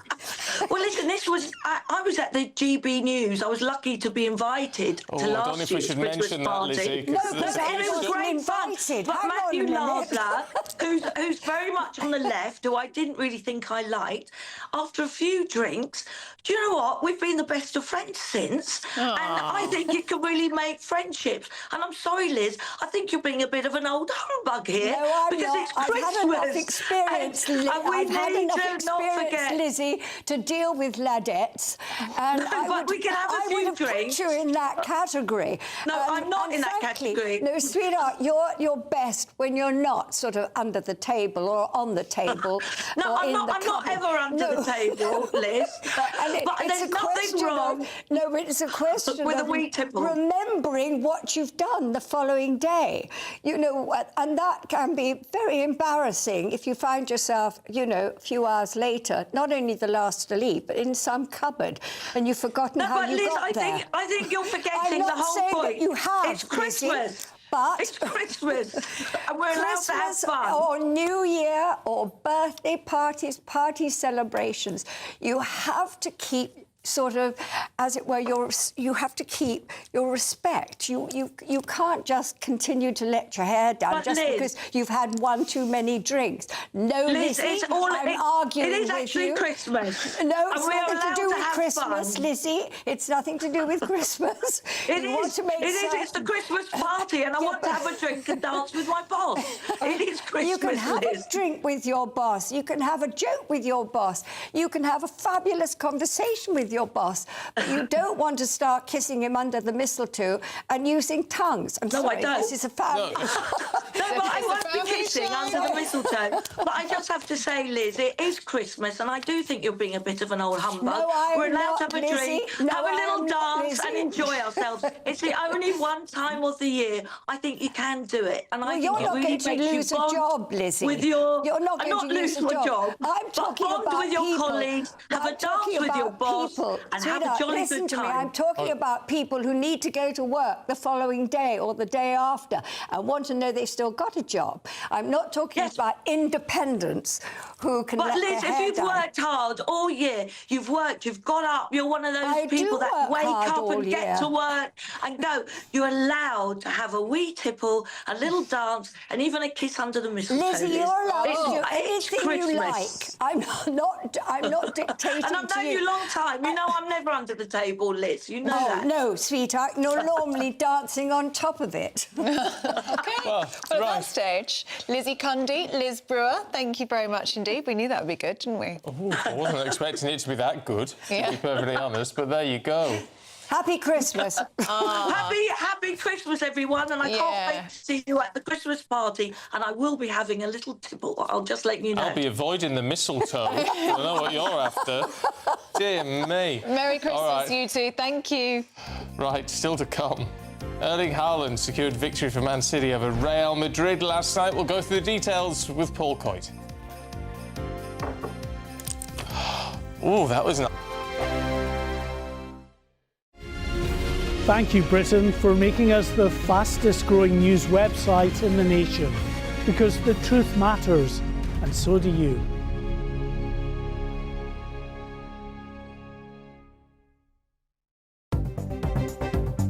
Good morning, this is the latest AI travel news from gbnews.com. Road users should be aware of ongoing disruptions on the Britannia Bridge on the A55, with a speed limit of 30 miles per hour enforced until further notice due to essential maintenance work. Additionally, 2 lanes remain restricted eastbound, which may significantly impact your journey. On the rail network, Avanti West Coast and cross-country trains are facing major disruptions between Birmingham New Street and Wolverhampton, affecting numerous services. Travellers are strongly advised to plan their routes accordingly and expect potential delays. Make sure to stay up to date at gbnews.com. For more travel news, go to gbnews.com.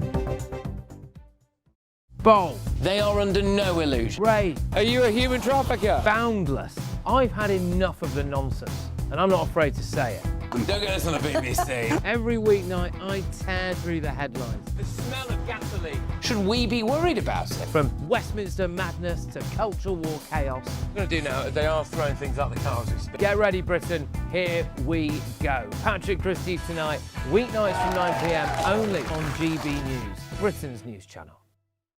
Hi, I'm Michelle Dewberry, and my show is your opportunity to cut through all the noise and dive in headfirst to some robust debates. Ideas clash. Situation, No, isn't it? Because the failure is... You're deliberately avoiding my point. Nothing's held back. And if you think this is the end of it, wait for more. And we do not shy away from the difficult stuff. Sometimes I want to shake people and say, if only you understood.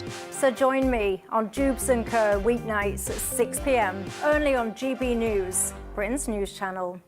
Westminster, the ultimate clique. And you're fighting like rats in a sack. But here on the Camilla Tominey Show, we ask the questions the establishment media is too scared to ask. OK, let me ask you a straight question, because I know you're a straight-talking politician. Whether it's net zero, illegal immigration or law and order, nothing is off limits. You had the power then. Yeah, as I and say, now you've lost it. That's the Camilla Tominey Show, a politics show that's fearless. But no, let me finish my question if you don't mind, because it is my show. Sundays at 9:30, only on GB News, the People's Channel, Britain's news channel.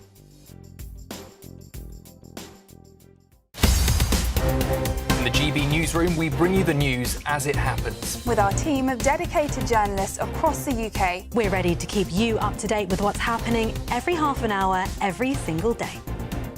Bulletins here on GB News, the People's Channel, Britain's news channel.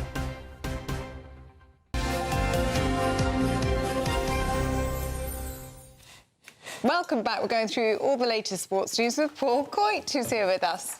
Hello, morning. Good morning. Hello. Right, shall we start with the little Champions League from last night? I think we should. I said little Champions League. Well, a little, fairly big Champions League. Real Madrid against Manchester City. Real Madrid, the powerhouse of European football, have won the Champions League more than anybody else. Manchester City, of course. But Man City won 2-1. Real Madrid are having a little bit of a bad time at the moment under Xabi Alonso, who played for Real Madrid. It seemed to be the perfect manager to take over there, but he started off really well, won 13 out of 14 games. Then they lost to Liverpool. The irony again, because he's an ex-Liverpool player, and then things started turning round, and they're just not doing very well. And the fans there, they don't any sign of any disaster or losing games, they'll want him out. They want to sack him. So this is probably what is going to happen. So Xabi Alonso, and also they're never going to give a manager time. You've got to go in. If you go to Real Madrid, arguably the biggest club in the world, they're just so huge. Unless it works straight away, you'll get the elbow. So whether it's going to work for him, I think, is very, very doubtful. Pep Guardiola spoke after the game, says a very good win for Manchester City, who seem that resurgence has begun now. They're looking very good in the Premier League. It's looking better as well. So how many times do you reckon he'll touch his face during the interview? Once. You're just going the once? I'm going the once. I'm only going for 20 seconds, though. That's it. There could be more, but let's have a look. Here's Pep Guardiola after the game. Till the goal we scored, they were much better. We could not control. we try to have the ball, but not with intention to be aggressive with that, and they defend so deep. And every time we lose the ball, they punish us, especially with Rodrigo, many times. Second half was much better, and at the end, I think was good to score a goal because it helped us a little bit to be there. Stephen. Yeah. What? Once, twice, 3 times? Is it one move though? I think that was one collection. Is it one? No, I'd go 3 on that one. So they're separate movements. Yeah. So 3, because his movements are different when they win to when they lose. They were comfortable. Anyway, Club Bruges against Arsenal. Arsenal are top of the Champions League. They have been very good so far. Club Bruges just got rid of their manager. It was always going to be a win, I think, for Arsenal. So they won 3-0, so well done to them. And Bayer Leverkusen in Germany, 2, Newcastle 2, and Eddie Howe, it looked very good. They were 2-1 up, conceded another late goal, which they seem to be doing a fair bit of. So Arsenal are top. The top 8 that go through, you know how this works, Ellie, don't you? So the top 8, what happens? They go automatically. They go through. So then the 9 to 24. Have a playoff. Correct, and then 24 down to 36. Off. Correct. Very good. Arsenal, Bayern Munich, PSG, Man City, Atalanta, who beat Chelsea yesterday, Inter Milan, or the day before, Inter Milan, who lost to Liverpool, Real Madrid and Atletico Madrid are the top 8. Spurs are 11th, Liverpool 9th, Newcastle 12th, and Chelsea are currently in 13th with 2 games left. So it's only towards the end of this that it will start getting a little more exciting, hopefully, for everyone. Right, what's going on with the F1? Right, ask? If I didn't lose you with the last one, I'll lose you with this one. There's new technical regulations, and there are a few changes are going to happen for 2026. Cars are going to be 30 kilograms lighter. Oh. They're 10 centimetres narrower. They're half electric and half internal combustion power with fully sustainable fuels. There's new aerodynamic rules. There'll be less downforce and more torque. Do you know what that means? When I say torque, I don't mean talk. I mean... Oh, torque. Not talk. Yeah. Torque. Yeah. Driving in the rain will be even harder, says Lewis Hamilton. And there's a new team. Cadillac are going to have a car. I know it's going to be like a limo is going to drive round. But they're backed by US giant General Motors. There'll be no Imola Grand Prix. That's going to be Madrid this year. 24 races again. And again, it starts in Australia in March and ends in Abu Dhabi in December. Nice. Yeah, Would very you good. like to play birthday? I would like to play birthday. Now, this is the most random group of birthdays we have for you, I think we've probably ever had. They're not all sporty, which is often good, so let's have the first one, please. Now that... Well, that's very helpful, that you can't see his face. This is like the old guess, who is this? It's like the old picture round on Questions of Sport. But it's Fabrizio Ravanelli, who played in Middlesbrough, and he was always known, whenever he scored a goal, he pulled the shirt over his head, which is often a very dangerous thing to do because you can obviously bump into people, but he was always fine. So Fabrizio Ravanelli, we're probably talking 90s, Ellie, is when he was playing for Middlesbrough, Italian. I think the name probably gives that away. But how old would you say? So probably about 98, 99, I reckon that picture was. Going 57. 57. Oh, that's a good guess. 59. 57 is correct. Oh, very good. Did you do the math, or did you just do everything? I'm a big fan of Fabrizio. I can tell you are. 1-0. Right, next one. Now, this is Arsenal's Nigel Winterburn, famous, again from a similar time. I was about to say that's 70s. Similar time. No, it's later. late 90s. Late 90s. We're Sorry, looking born mid in the to late 90s. Born in the... Well, maybe not. Born in the 70s. So we're probably sort of 90s. He played 80s and 90s. 64. Ooh. 63. 62. 62. Right, let's go another one. Here we go. Marco Pierre White, the chef. Pierre. How old is Marco? Is 65. 65. These are all very good guesses. 65? 73. 64. Still 1-0 to you. We've got 2 left. Right, next, Chris Hughton. Lovely man. They used to call him the charmer at Spurs because he was so nice. Football manager, played at Tottenham many years. So how old? Chris Hughton. He won 81. He was in the cup winning side of 81 and 82, and he went for the cup in 84. So we're looking early 80s. Manager of Newcastle, manager of Brighton. Lovely man. 68. Very good, but not 69. Right. 67. You know what? We've been very good today. Yeah, final one. Not This good is enough. It's the last one. Jermaine Jackson. Oh, Jermaine Jackson of the Jacksons. 70. Oh, this is good stuff. 76. 74. 71. Sorry, We Jermaine. over-egged it. You know what? You win, Stephen, but very good. Very good, She Steve. was Very good. good She was guesses. very close. Very good. Close on all of them. Not Marvellous, close enough. Like those. Brilliant. Paul, thank you very much indeed. Thanks, Georgie. Now, do stay with us still to come. A Bridgerton star has collected her MBE from Prince William, despite previously taking aim at the royal family for being too white. From the rich diversity of the Abbey to a terribly white balcony. I'm very struck by that. Can't blame him for being white, can you? Anyway, it didn't stop her getting an MBE. Mike and Penny will tell us more, but first, if you want some holiday sun, here's a European forecast. Can't wait to get in that sea. Lovely and warm. Just like the feeling of having great travel insurance. All Clear Travel Insurance sponsors GB News Travel Destinations Forecast. Are you heading away this weekend? Well, it's turning unsettled through the Canary Islands, but there is plenty of sunshine to come for the Mediterranean. But a spell of wet weather through Friday will push through Tenerife as well as Madeira and through Lisbon as well as towards Barcelona. Plenty of cloud and outbreaks of showers for Nice. But as we look further east, high pressure dominates and that will bring plenty of sunny and dry weather to parts of Greece in particular. So temperatures here will start to climb towards the high teens. All Clear Travel Insurance sponsors GB News Travel Destinations Forecast. Britain was once the envy of the world. But look around. A nation that no longer knows what it is or where it's going. A country that's broken. How do we fix Britain? How do we bring it back? Friday night with Matt Goodwin at 8 p.m. Only on GB News. Good afternoon, Britain. Weekdays from midday.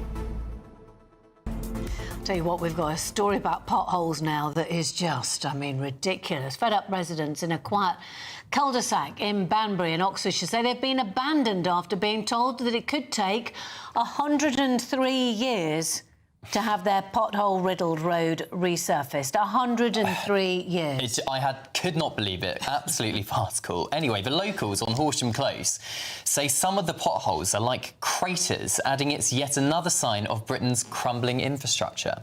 Yeah, we're going to speak now to pothole campaigner Mark Morrell, often known as just Mr. Pothole. I say just Mr. Pothole.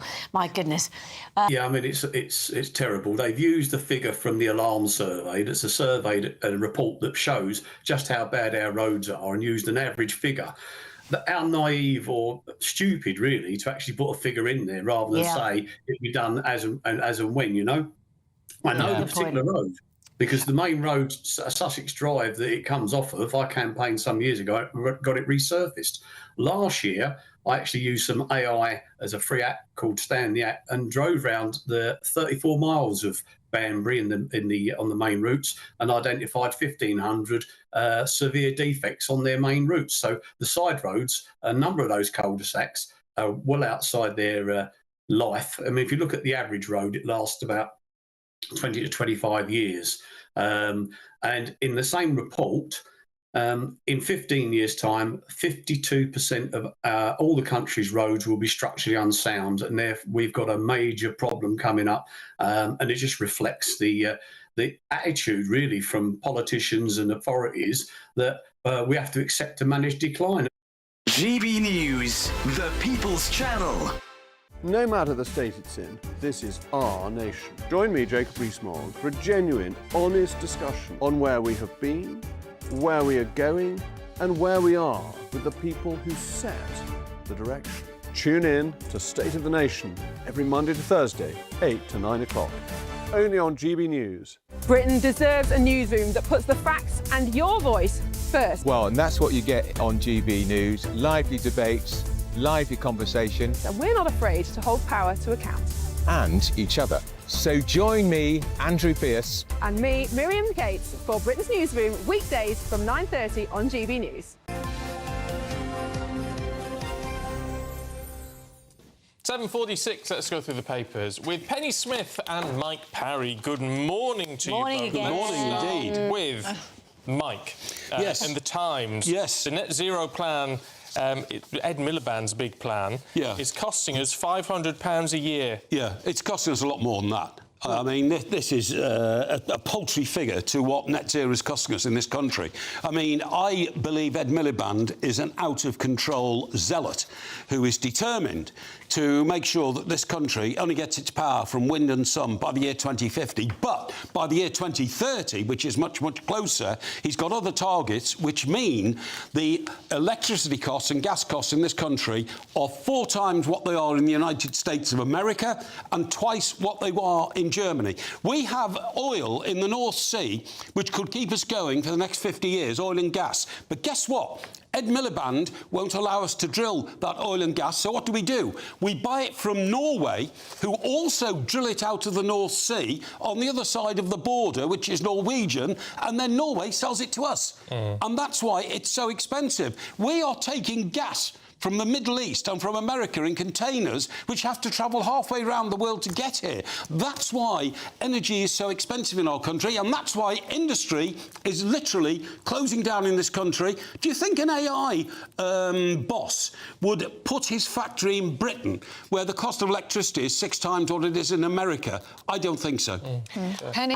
I think the main thing that we've got, the problem that we have here in Britain is that we have a lack of storage. No, we have a lack of ambition to use shale gas. Yes, but I mean, the problem is that they can't use the wind turbines, for example. On the wind turbines, on a very windy day, when it produces loads of it, they have to switch them off because we've got nowhere to store it. So we need to concentrate. We can't just have this kind of stick without a bit of a carrot somewhere. I love a carrot. But we need to be able to store this stuff. But I mean, Penny, it is utterly ridiculous. Why are we saying to ourselves, right, we are going to be net zero? All we're doing is exporting the energy we use, because these windmills you're talking about, guess where they come from? They come from China, and they're made in China, and then they're shipped halfway around the world to Great Britain, and then, as you quite rightly say, sometimes the wind doesn't blow, so they're useless. Sometimes the wind blows too hard, so they're useless. And in between, only 2 weeks ago, Mr. Miliband was suddenly informed by his officials, by the way, you know, these windmills, they're not as good as you think they are. We're going to need a lot more because they don't produce individually the amount of power you thought they would. And I also do wonder why on earth, I'm sure greater minds than mine have kind of wrestled with this one, but why do we not have wave power in this country? We are surrounded by sea, and it's got very strong, it's got the most amazing power, and I just can't, I can't... They struggle to do it efficiently. I know, but as I said, that's why I'm saying greater minds. Have you ever got on a train and gone north and south in this country recently to look out of the window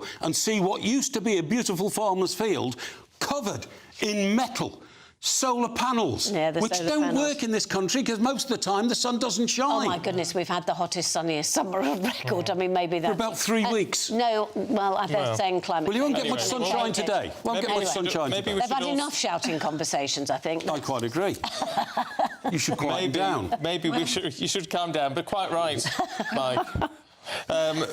Let's have a look at the times, Penny, but maybe we need to stay warm by burning fires. Isn't this the most extraordinary story? Yeah. Well, where is it? It's not only extraordinary, but this is the bit... Well, it is. This is about the earliest proof of humans making fire. And it's been found in the UK. And it's been found in the UK when the UK was attached to Europe. Exactly. And they reckon, because they found these things in is it Barnum? It's in Suffolk. Barnum in Suffolk. Yeah. And they found that there was, that they know it was fire being made because there were these tiny bits of porcelain. Well, porcelain as well. But but the actual thing to actually kind of the flinty type stuff. Yeah, the style of stuff you see on the side of a matchbox. They found that there, and there are they analysed a whole load of stones, and they must have been brought in specifically so they could make fire, which means that the discovery is that the fire was 400,000 years ago, and it was in Britain. Yeah, they previously thought it was 50,000 years ago on the continent. Now it's 400,000 years ago. It's a heck of a jump. But can I 50,000 years earlier than they found? Exactly. But can I just say this, please? In the world, there are problems we need to solve, like cancer, Could somebody go and find a cure for cancer? That's what scientists should be doing. Scientists should not be wasting their time digging holes in Suffolk to find out how long ago it was that Stone Age man managed to rub two sticks together. It's two different sorts of scientists. They don't all do the same thing. Sorry, I can't see the point in that. I couldn't care less when fire was invented. Can anybody else? Can the man There are very many different ways of looking at the human existence, and under your sort of thing, where we're only allowed to look for things like curing cancer and everything, there would be no theatres, no operas, no. So Penny, has it improved your life this morning that you found out that fire was invented 400,000 years ago in this country? But I'm sure that from that they will find other things, and that's the point. Is that actually by going backwards we often see our way to going forward. Well, there we go. We might even find that this is actually a good cure for sort of net zero. Who knows, Mike? Because we don't know where they're going. These scientists, they've got bigger brains than us. You know, one of the practical situations here is you can also say the first steaks were made 400,000 years ago because without fire, you like it better now. Exactly. Without fire, you couldn't fire your meat, could you? Mike, tell us about this story because we like this one. Lovely. Luke Littler, he's got his feet firmly on the ground. Terrific. £50 a week pocket money. Now, this is Barry Hearn. Barry Hearn is the man who has made darts in this country a worldwide phenomenon. Formerly, he did that to snooker. Barry's a genius. I know him well. He's a great guy. And, of course, he keeps an eye on the dart scene. And he's spoken to Luke's parents. Luke's probably made about £2 million now, right, from being such a fantastic snooker player. But he's very grounded. Darts player. Darts player, I beg your pardon, thank you. He's very grounded, and his parents just give him this £50 money. He doesn't drink. He is 18, so he can drink now. He couldn't drink when he first won his World Championship because he was underage. But he can now. He doesn't, go out on the lash like what snooker players, darts and snooker players used to do in the old days. So he's a very well-behaved young man. £50 a week isn't a lot, is it? Well, if you're not buying beer, and you're not buying, burgers or anything. He's not doing the food shop. No. So, I don't know what he does with it. But paying board and lodgings. Well, he bought his mum and dad a 5-bedroom house. First thing he did when he won his prize, won his dart jump. So he's a lovely young lad who looks after his parents and seems to have got it right. Well, as long as he tidies around the house and contributes to washing up and drying up and everything. Yes. If they're training him well. Yes, You've got to train your children well. No, you have. You can't just say that's £50 a week and you can do what you like round here. And you want to hear the words, of course, you treat this place like a hotel. That sentence has to be said at least once while you're growing. Mind you, that's quite nice. I said that to my dad, actually. when he was staying a while ago. I said it. I mean, I said it in jest. Of course. But just because I've waited 50 years to tell him. Oh, exactly. Good, isn't it? Right. Yeah, your revenge. Can anybody remember hearing Luke Littler speak? Yeah. I've never heard him speak. Yeah, he just sounds like a really nice, sensible lad. But he is. Anyway. What I mean like is, he's not verbose. He's not all over the place, is he? He speaks cautiously. Yeah, good lad. Yeah. All right, you two. Thank you very much indeed. Thank you, too. Let's get a look at the weather now with Annie.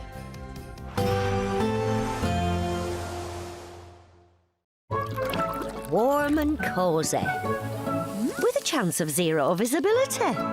Boxed Boiler sponsors the weather on GB News. Hello, good morning. Welcome to your latest GB News weather update brought to you from the Met Office. A dry day with sunny spells for many eastern areas. However, further west, rain will move in, and across the north, still another fairly breezy day, though not as windy as it was earlier on this week. So some cloud around across many eastern and northern areas, but there will be some sunny spells, particularly across eastern areas of England throughout this morning and into the afternoon. But further west, cloud will thicken after a fairly bright start. It's quite a brisk breeze as well, starting to pick up, and rain will push into parts of northwest Scotland, far west of Wales, southwestern England, as well as Northern Ireland. It is a mild day, though, out there after a pretty mild start this morning as well. Now, that rain will gradually move eastwards throughout this evening, but it will linger for parts of Scotland through much of this evening. And once it does clear through, we will start to see much clearer skies move in through the second part of the night. And with that, temperatures will start to fall away. So we're down into mid-single figures across parts of western Northern Northern Ireland to start this evening. Now, the rain may turn heavy across parts of Wales, southwest England, particularly over any high ground, but it will be a fairly short-lived spell of wet weather that we're expecting through this evening. It will push eastwards throughout the night, becoming a slightly weaker feature. So lots of cloud ahead of that, fairly dry across many southeastern areas, spell of wet weather for many central areas, and then clearer skies developing from the north and west, spreading into parts of West Wales as well as southwestern England. And here we could see a touch of frost by Friday morning. So a dry and sunny start to the day for much of Northern Ireland, Scotland, western areas of England and Wales. But a thick blanket of cloud and some wet weather, though, persisting across the east throughout Friday morning. It may take a little while to clear, but the rain's not going to be particularly heavy. And once it does clear, that sunshine will become much more widespread, bringing many of us a fine end to the week. But it will feel a little bit fresher out there on Friday afternoon. Bye-bye. Warm and cosy, with a chance of zero visibility. Boxed Boilers sponsors the weather on GB News. Thank you, Britain, for helping us reach 8 million followers across social media. Thank you for making us a part of your daily life.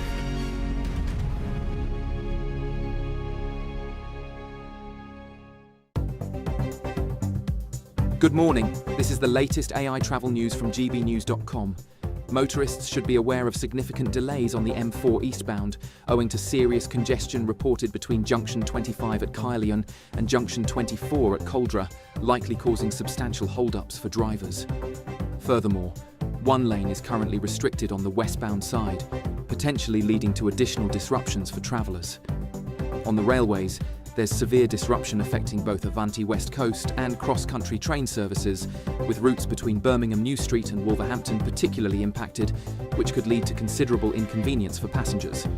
For more travel news, go to gbnews.com. We want to make the new year your best year yet, with a chance to win our greatest cash prize to date. A simply stunning £85,000 in tax-free cash could be yours. Treat the family to that bucket list holiday you've always fancied. Get your dream car you've always wanted. Or just relax, safe in the knowledge that the coming year is on us. For another chance to win £85,000 cash, text cash to 63225. One entry costs £2.50 plus one standard network rate message. Or text bonus to 63225. 5 entries cost £5 plus one standard network rate message. Go to gbnews.com/win. Entries start at £2.50. Call 0903 686 3232. Calls cost £2.50 plus your network access charge. Or post your name and number to GB18 PO Box 8690 Derby DE1 9TT. UK only. Entrance must be 18 or over. Lines close at 4 p.m. on the 30th of January. Please check the closing time if listening or watching on demand. Good luck. At GB News, we love to hear from you, our loyal community. So drop us a line at gbnews.com/yoursay. There you can talk to each other and also to the presenters live on air. gbnews.com/yoursay, because GB News is your channel, Britain's news channel. Join me, Nana Akwe, for an informative, interactive news programme with a difference. It's fun. No, he didn't say that, Dave.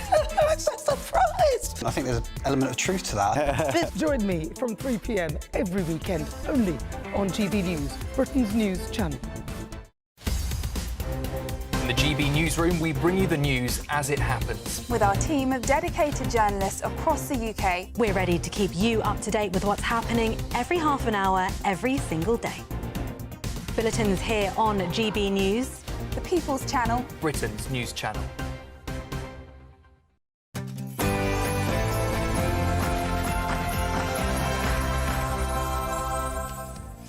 Good morning. The Prime Minister is accused of cronyism. Yes, Sir Keir Starmer has announced that he's appointing 25 people to the House of Lords. That's causing a lot of consternation amongst the other parties. Yes, several Labour allies were nominated, including the Prime Minister's former communications head and the Chancellor's Chief of Staff. While Conservatives and Liberal Democrats were also allowed to put forward suggestions, but Reform UK were barred from nominating their own. Nigel Farage says he's more determined than ever to smash the political establishment. Well, when the Conservatives did it, Labour used to say it was a carousel of cronies. Labour also used to say that they would abolish the House of Lords. How times have changed.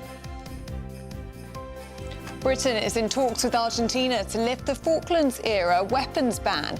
But is it a betrayal of our veterans who fought to secure the region? As a deadly superflu shuts schools and strains hospitals, can next week's resident doctors' strikes be stopped after the Health Secretary made a new offer? If they vote, as doctors vote to end next week's strikes, we will move forward with that immediately in the new year. We can draw a line under the strikes, we can end the disruption. Elsewhere, Birmingham bin strikes drag on as it's revealed the council is paying triple to outsource collections. Well, it's been 9 months since the all-out strike started here in Birmingham. Workers still out here on the picket line. We'll be speaking to them this hour. And sport this morning, wins in the Champions League for Manchester City and Arsenal, while Newcastle concede another late equaliser. The ballot opens this afternoon if you'd like World Cup tickets. And here's a question for you. Who would you like to win the tennis battle of the sexes? A somewhat drier few days to come across the UK. It won't be entirely dry though. There is some rain around. You can find out all the details with me a little later on. It's just gone 8 o'clock. I'm Stephen Dixon. I'm Ellie Costello and this is GB News Breakfast.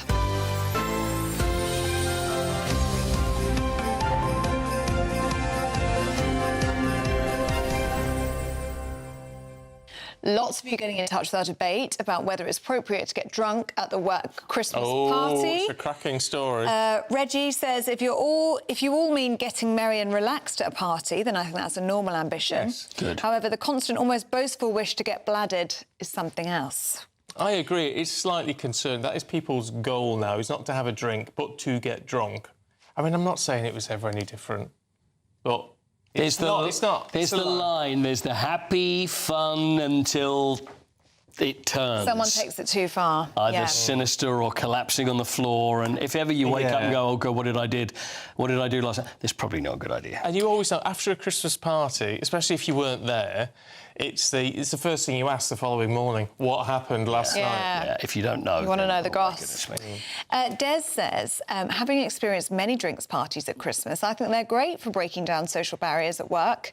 The boss is the boss, but at the works party, he just becomes any Tom, Dick or Harry. Does he? He was fired straight after that, was he? After the Christmas party, then moved on to another job. See, I don't think the boss ever becomes not the boss. I agree with that. Yeah, agreed.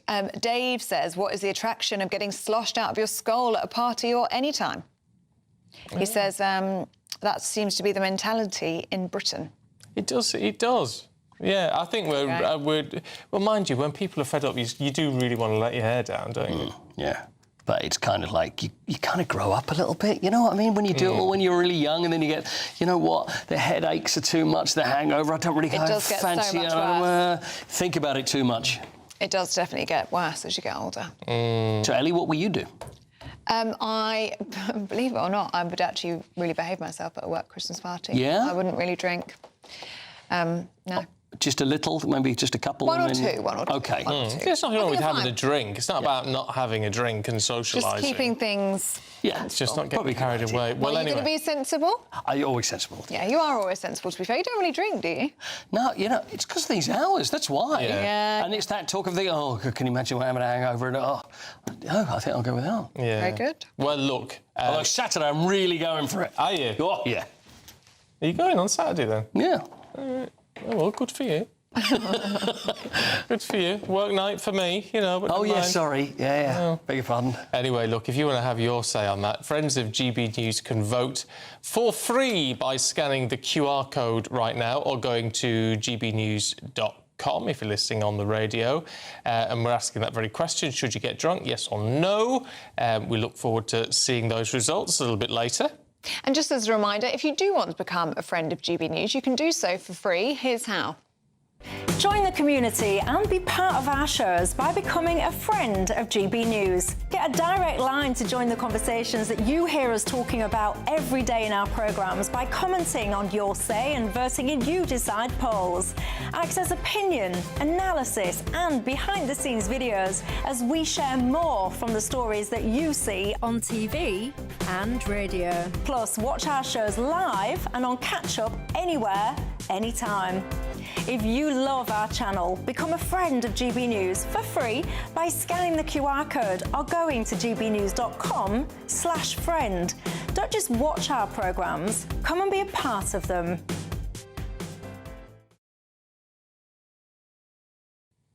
Now, Sir Keir Starmer has been accused of cronyism after publishing his list of 25 new peers for the House of Lords. Conservatives and Lib Dems have been allowed to put forward some suggestions. Not very many, has to be said. Reform UK, though, none at all. Nigel Farage saying he's more determined to smash the political establishment than ever. Well, let's speak to the Conservatives, shall we? And joining us now is Shadow Energy Secretary Claire Coutinho. Very good morning to you, Claire. Good morning. And what's your reaction to this news that Labour have created 25 new peerages? Well, look, it's in the gift of the Prime Minister to put people on the Lords, but the question I would ask is why are they struggling with the Lords so much, so early on into the political cycle? And the reason is that they have brought forward legislation which is incredibly controversial, assisted dying, decriminalisation of abortion right up to full term, and lifting the two-child benefit cap, for example, that they simply did not tell people about at the election. And I would argue, you know, rather than just trying to stuff the Lords, what Keir Starmer should do is wonder why people are so worried about his programme for government and doing all of these things that they just did not tell anyone about 2 years ago. But, I mean, it's not unusual for a ruling party to want to stuff the Lords with their own members, is it? I mean, every party's done it throughout history. Well, like I said, it's in his gift to put people on the Lords, but the worry that you've got is what are the Lords opposing them on that they are having to do this? One of the things is assisted dying, and that's been an incredibly controversial piece of legislation going through Parliament, and it's because they didn't tell anyone. They didn't tell anyone that they were going to do that. If you look at something like decriminalising abortion up to full term, they did not tell anyone that they wanted to do that, and I think that for me is the bigger worry, that what they are doing is pushing forward legislation, not that was in their manifesto that they promised the public and, you know, the electorate got a chance to have a say on, but on a radical set of policies that, you know, the public really haven't had a say. Can we talk about the junior doctors' strike, or the resident doctors' strike, I should say? We've been discussing on the programme this morning the serious flu outbreak, the super flu, as it's being described. And the way things stand, the resident doctors are going on strike between December the 17th to December the 22nd. Now, there is a new deal on the table from Wes Streeting, the Health Secretary. The doctor's going to vote on that next week. But essentially, the crux of that deal is giving British doctors priority for NHS jobs over foreign medics. Is that something that Conservatives are supportive of? Yes, look, I think that is a sensible thing to do, but if you look at what's happened with the BMA, last year they got a 29% pay rise, and unlike the productivity reforms that we were asking for, nothing was asked for in return, and this year they came back and said they wanted a 26% pay rise. Now, what we're getting with the NHS is more and more money being put in and actually less and less being done for patients. The productivity of the NHS has gone through the floor. So I do think you need to get this balance right. We know the BMA is an incredibly militant union, and actually I think striking over the Christmas period when we know that you're more likely to have pressures on the NHS because of flu, this happens every year, I think is a terrible thing for patients. Can we talk about net zero? What's your take on where we are with net zero and this new NASO report that's out? I mean, it's understandable, isn't it, that people get a bit confused as to where each party is on this. I mean, it's not very long ago the Conservatives changed their logo to a tree and had the slogan of, you know, vote blue, go green. And now what? Are you against net zero full out, or are you just concerned about the pace of it? No, we've said we would reverse net zero legislation because the problem is it's making the country poorer. And yes, you're right, my party has obviously had different views on this over the years. When I came in as Energy Secretary, the first thing that I did was start a net zero reset because we weren't being honest about the costs. And actually what this NESO report does, and I think it's very important that people understand, is for the first time show that a rushed pathway to net zero, as the Labour Party want to do, is going to add enormous amounts of costs to our energy system. £350 billion is their middle scenario. And the reason that's important is that's a £500 hit to households a year. It's equivalent to 0.4% of GDP. And it means we will have uncompetitive energy prices for the next 25 years. We simply can't afford to do that. And this has been the crux of our argument and why we, and Kemi and me, have changed the party's position. We cannot afford to deindustrialise. We cannot afford to miss out on the growth, for example, of AI. We cannot afford for our people's living standards to continue to suffer. And the other thing which I think is simply absurd is if you are someone who wants to see the country move to electrification, that's one of the other key objectives of net zero, people move to electric home heatings and electrics for their cars. You're doing that at the same time as making electricity incredibly expensive. It is simply two things pulling in the wrong direction. And Ed Miliband, I'm afraid, with his promises of cutting people's bills by £300, has been shown to just be leading people up the garden path. He should do a true costing of his plans so people can really see what Labour's plans mean for their bills. And just before we let you go this morning, just wanted to ask you about the Birmingham bin strikes, because it's now been 9 months since the all-out strike started, and it's been revealed now that the council there is paying triple in order to outsource the collections of the bins there. What needs to be done to bring this to an end? Does the government need to intervene?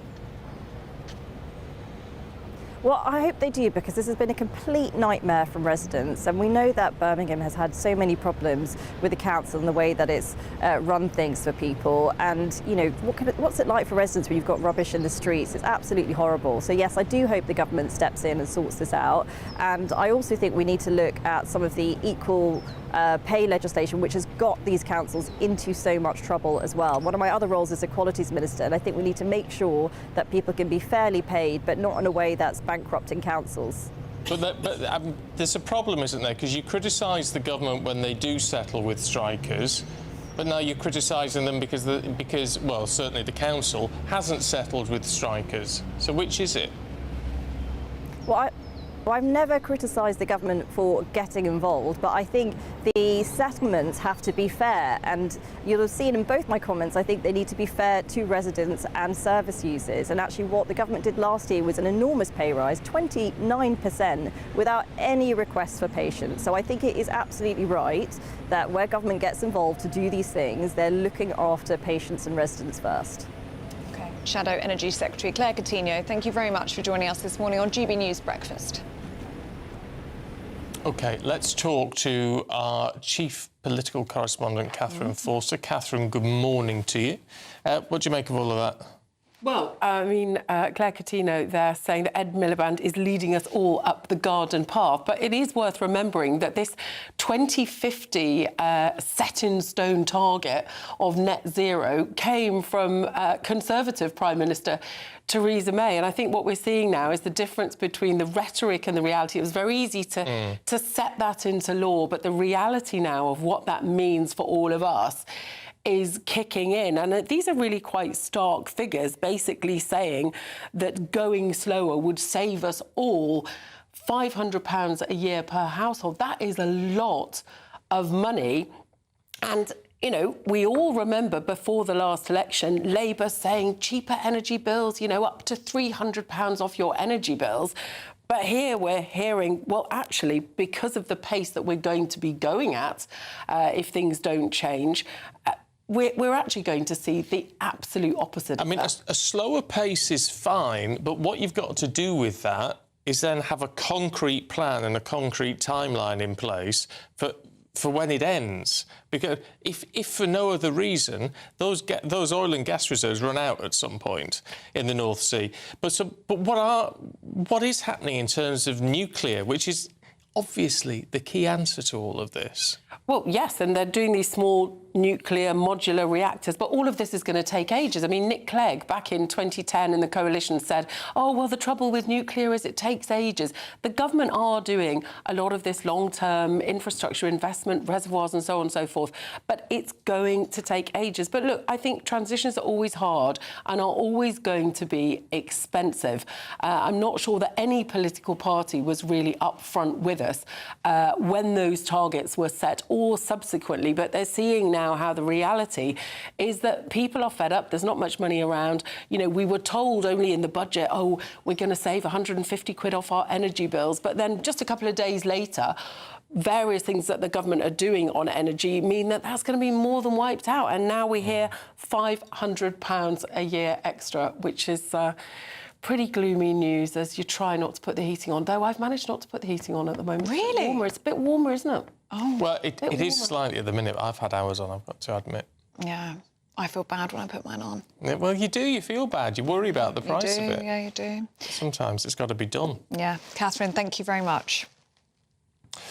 Well, we mentioned the bin strike in Birmingham to the Shadow Minister. It's 9 months on now. There are questions growing over the state of the city's streets and the soaring costs to taxpayers. Well, the strike is now set to run until March of 2026, with the cost to councils of outsourcing rubbish tripling. Is there any end to this in sight then? Doesn't look so at the moment. Well, let's cross to Birmingham now and speak to GB News national reporter Jack Carson, who has been across the story from the very beginning. Morning to you, Jack. Yeah, good morning to you both. Of course, it is 9 months to the day today that this all-out strike started. There'd been some frequent strikes, 1 or 2 a week from January this year, but the all-out strike started in March, and here 9 months on, just here we are at the Perry Bar depot this morning. All of these workers still out on strike. Banners here saying back your bin workers. Well, let's speak to one of them now, shall we? Find out 9 months on how they're feeling. Luke, we've spoken to you a few times over the year. You know, 9 months on, how do you mark a day like today?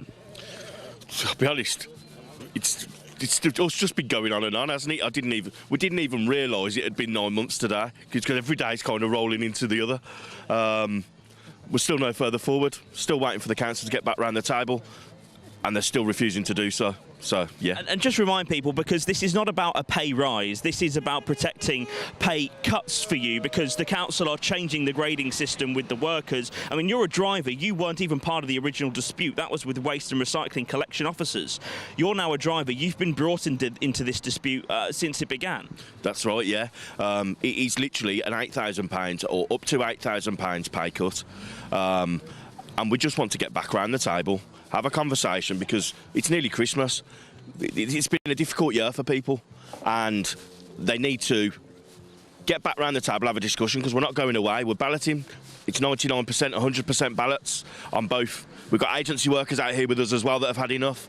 So it's now time to get this sorted. So what is acceptable? What are the kind of terms that would put you back in the depots and back out collecting the rubbish? Well, basically, we want a fair evaluation of our jobs as drivers, because that was never completed. As much as they say they did, they deleted our role. We want a fair and proper evaluation of our roles. And yeah, we just need a conversation. Because the council will say that they are reforming the waste and recycling collection service in this city. They are bringing in new lorries which wouldn't need the waste and recycling collection officer role, and that, you know, that's a role which obviously you said before is safety critical. So the council would say that this is all part of just having to reform the waste service, and ultimately they're going ahead with it anyway. Yeah, but it's again at what cost? I don't dispute the transformation of waste in regards to the improvement of vehicles, because it was an issue for us forever. Trucks breaking down, temperature, there was all sorts of issues with the trucks that they didn't operate correctly, so no issues with that. But you can't just pull money out of people's pockets to the sum of £8,000 and expect us to stand and say, OK, that's fine. And of course, the strike has gone even further now, because you're joined by agency workers on this picket line here this morning. They've come out over allegations of bullying and harassment. I mean, that's quite something that agency workers brought in to try and collect the rubbish, now joining you on the picket lines. That's right. And let's be clear, there's a lot of agency out here. We've got 12 years, 14 years service. Some of these people have been here on agency for that period of time, and they were being threatened with their jobs. They asked us for support, and we provided it to them. They was asking us, do we need help? The way they're treating us inside, we're being threatened with our jobs if we don't complete, if we don't do things, and the workload was unsustainable. That what the council are trying to do is push on with implementation of changes while the full-timers are out on strike, so that there's no resistance. Luke, thank you so much for joining us. Of course, giving us that update here from the picket line in Perry Barr this morning. 9 months on, it doesn't look exactly when we'll know these strikes will end. No, it doesn't, does it, Jack? All right, for now, thanks very much indeed. Well, a spokesman for Birmingham City Council has said the council has contingency plans and will continue to look to maintain residents with a minimum of 1 collection a week. Meanwhile, we continue to move forward with the service improvements, as that gentleman was just saying, that are long overdue and that our residents need. How often do you get your bins collected? It's every week, so the black bins and the green bins are every week, and then the recyclables are every other week. Yeah, so there's a collection every week, but it's the black bin every 2 weeks, then it's the recycling bin every 2 weeks. Right, so what did they take every week? They just take whatever bin goes out. But I see. Which one of the recyclables? It's every 2 weeks, and it is tough. Like, the bins are overflowing on our street by that point. Yeah, I mean, the 2 weekly collections is mad as it is. Yeah. But it's funny, isn't it? We get quite annoyed with strikers. I think generally, because everything goes on for such a long time, we tend to get quite annoyed about it, especially when they're just after more money. But there are just some cases where you look at it and go, that's not fair. It's not. Yeah. It really isn't fair. I mean, the Birmingham bin strikers, I think it's something like £8,000 coming off their. I mean, you can't. Their salary. How do you do that? That isn't right. So that definitely needs looking at. The other one was the Royal Mail when the posties weren't happy. And again, you sort of at a personal level, I supported them because you sort of think, well, we're so dependent on these people. Yeah, yeah. And you value the work they do. Yeah, anyway, and they're not exactly paid a fortune, no, are they? They're not, and they work hard as well. It's tough graft. Let us know what you think on that one. gbnews.com/you'll-say. Right, shall we have a look at the weather? Here's Annie.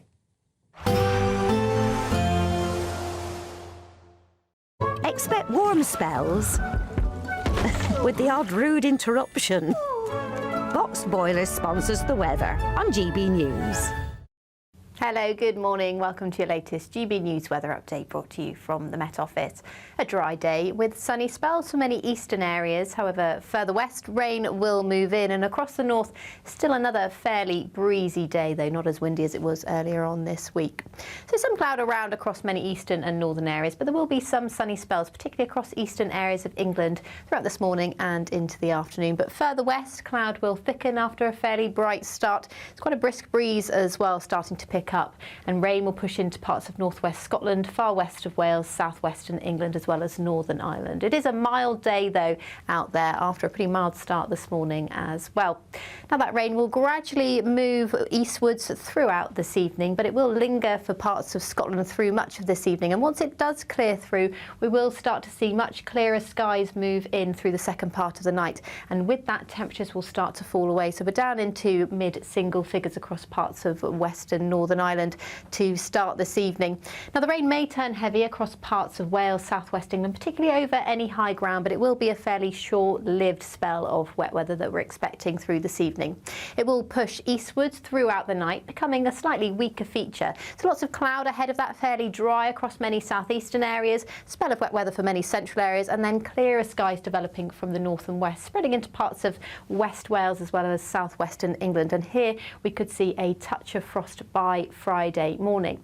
So a dry and sunny start to the day for much of Northern Ireland, Scotland, western areas of England and Wales, but a thick blanket of cloud and some wet weather, though, persisting across the east throughout Friday morning. It may take a little while to clear, but the rain's not going to be particularly heavy. And once it does clear, that sunshine will become much more widespread, bringing many of us a fine end to the week. But it will feel a little bit fresher out there on Friday afternoon. Bye-bye. Expect warm spells with the odd rude interruption. Boxed Boilers sponsors the weather on GB News. Now, do stay with us. Still to come, a pensioner has been fined after spitting out a leaf that blew into his mouth when he was walking along. Hard to believe, isn't it? How big was his mouth?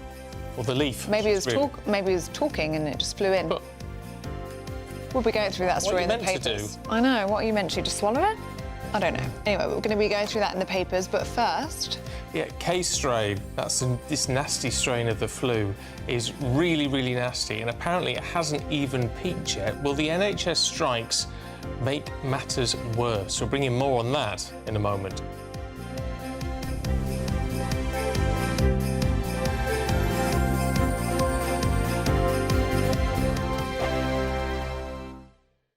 Westminster, the ultimate clique. And you're fighting like rats in a sack. But here on the Camilla Tominey Show, we ask the questions the establishment media is too scared to ask. OK, let me ask you a straight question, because I know you're a straight-talking politician. Whether it's net zero, illegal immigration or law and order, nothing is off-limits. You had the power then. Yeah, as I and say, now you've lost it. That's the Camilla Tominey Show, a politics show that's fearless. But no, let me finish my question if you don't mind, because it is my show. Sundays at 9:30, only on GB News, the People's Channel, Britain's news channel. Good afternoon, Britain. Weekdays from midday. True Grinch fashion, one neighbour has written a bar humbug letter to a festive father-to-be, outraged by what he calls Dave Goodlin's cheap and tacky Christmas display outside his house. I mean, there is no such thing as cheap and tacky Christmas display. Christmas is cheap and tacky. Dave accidentally, it happens, come on, brought a 20-foot inflatable Santa, believing it was just 4 foot tall, and inflated it outside his house. Well, the neighbour's fury and Dave's giant Santa have now gone viral, and he's been left with little choice but to deflate the big man himself. Or looking at that picture, went and brought a snowman that matched. Any case, we don't know. So joining us now is the man himself, Dave Goodings. Dave, you must be a bit deflated by this story. Hello, good afternoon, guys. Yes, very deflated, because last weekend, the Sunday just gone, we decided to put up our Christmas decorations. You've got the tree behind me, and then outside the front, we've got 2 giant Christmas inflatables, one being a giant snowman and the other a Father Christmas. So people have complained. Grinches have complained about this. It's just the one complaint letter that we've had through the post. So we put them up on the Sunday, on the weekend just gone. And then I got home from work on Monday to an envelope that had been posted through the door. There's, no writing on the envelope, which I thought was a little bit weird. I opened it up and lo and behold, in the envelope was this long letter, all in capital letters. I couldn't believe it, what I was reading. And at first, my heart sunk, because I'm not the kind of person at all. I hate upsetting anyone. I hate any confrontation, stuff like that. But for me, I was reading it and I was like, oh, have I upset someone? But then after reading it a couple of times, it's so silly. It's a time of year where you can let your hair down, have a little bit of fun at Christmas. GB News, the People's Channel. Join me, Nana Akwe, for an informative, interactive news programme with a difference. It's fun. No, he didn't say that, Dave. I'm so surprised. I think there's an element of truth to that. Join me from 3 p.m. every weekend, only on GB News, Britain's news channel.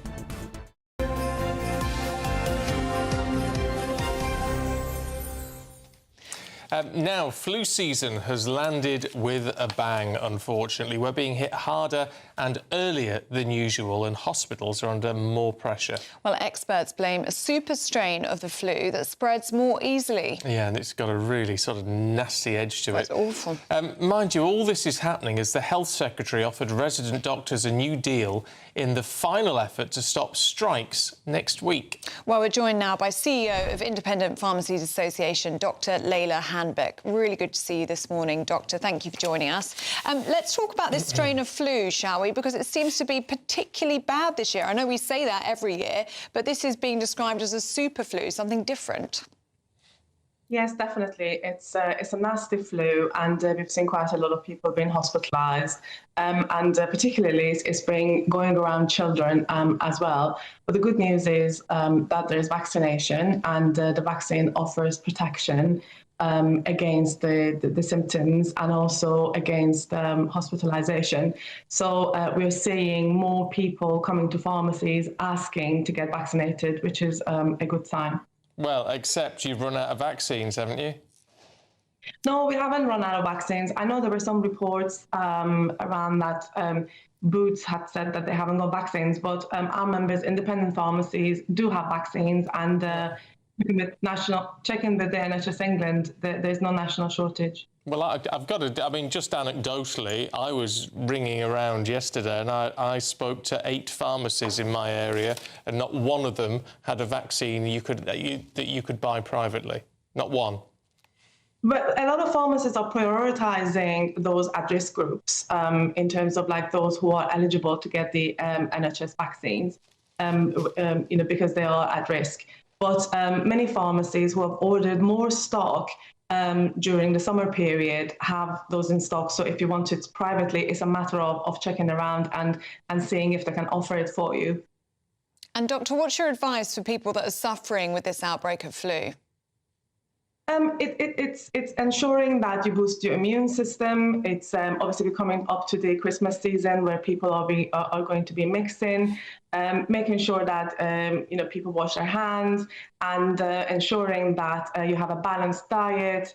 Take supplements if necessary, for example, zinc and vitamin C, and essentially making sure that your immune system is boosted up. That's what it takes, really. And if you can get the vaccine to protect yourself against the nasty symptoms or hospitalization, it's very much recommended. I mean, we know hospitals are under a great deal of pressure. So at what point, I mean, flu is nasty. You're going to be in bed with it, maybe even for a couple of weeks. But at what point should people turn around and say, I actually need some help with this? I think it's, you will see your symptoms because some symptoms are, you can manage them at home, you can just rest, and drink plenty of water and, manage your symptoms at home. But sometimes when it gets out of control, for example, there are secondary symptoms that develop.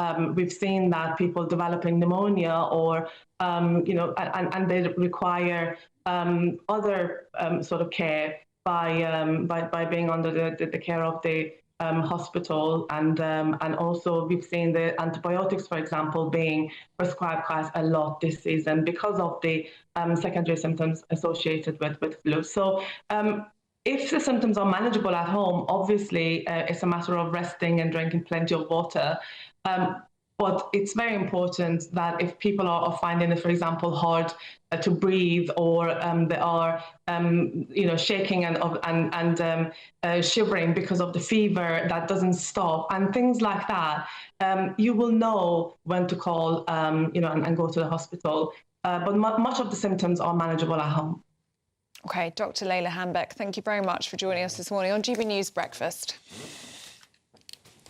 You've just got to be so careful with it. I mean, I know people, you see more people out and about with masks on and things, and I know it doesn't go down too well. Mind you, that's more if you've got it, I think, if you're not feeling very well. You shouldn't be out and about if you've got it. Stay at home. I know it's difficult for businesses. I know it's hard to ring the boss and say, I think I'm not very well, I can't come in. You know, it just goes down like a lead balloon. But actually... nobody wants you in the office if you're that unwell. No, nobody does. I think you're going to have to just bite the bullet and say, I need to stay at home. You're better off in bed, resting up.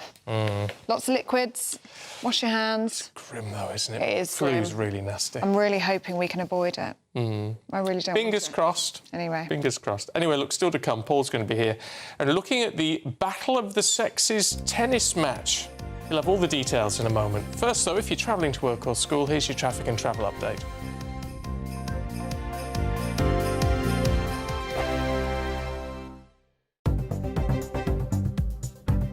Good morning. This is the latest AI travel news from gbnews.com. Motorists should be prepared for significant congestion on the M4 eastbound at junction 32, Corriton. The restricted off-slip and 3 compromised lanes are expected to cause substantial delays. In addition to the road issues, travellers relying on rail services should be aware of major disruptions impacting the Avanti West Coast and cross-country lines. These disturbances are particularly pronounced between Birmingham New Street and Wolverhampton, resulting in potential schedule alterations and numerous train cancellations. For more travel news, go to gbnews.com.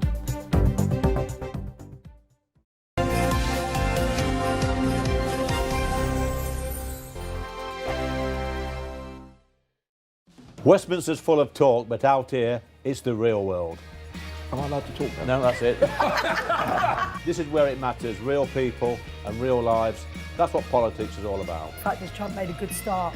No. Straight answers, no spin, and just a couple of pints. How many fingers have I got up? About 10. So join me for Lee Anderson's Real World every Friday at 7 p.m, only on GB News.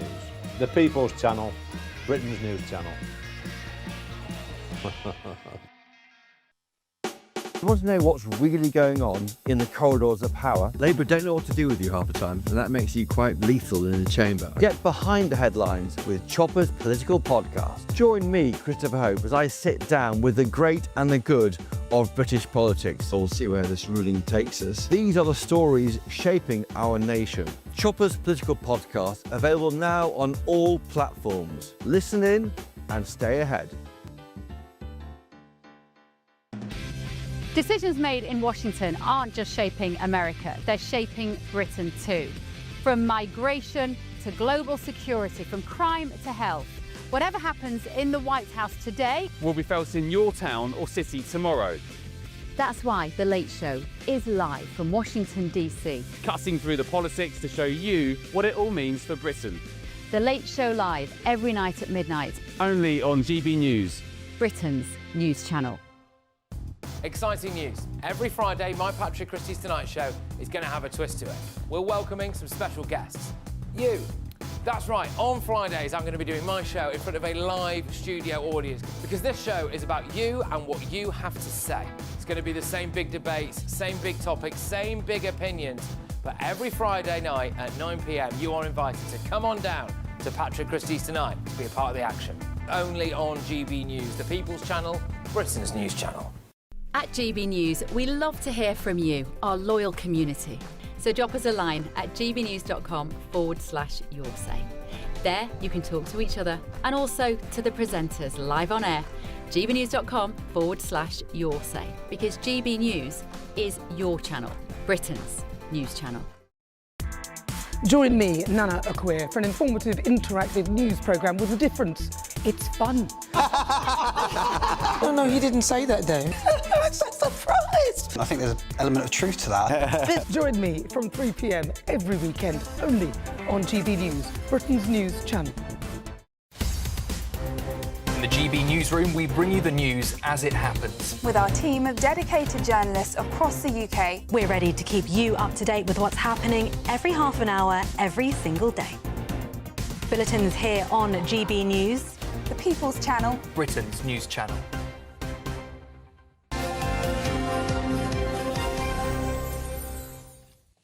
Now, just time to tell you about the latest Great British Giveaway. It's a good one, isn't it?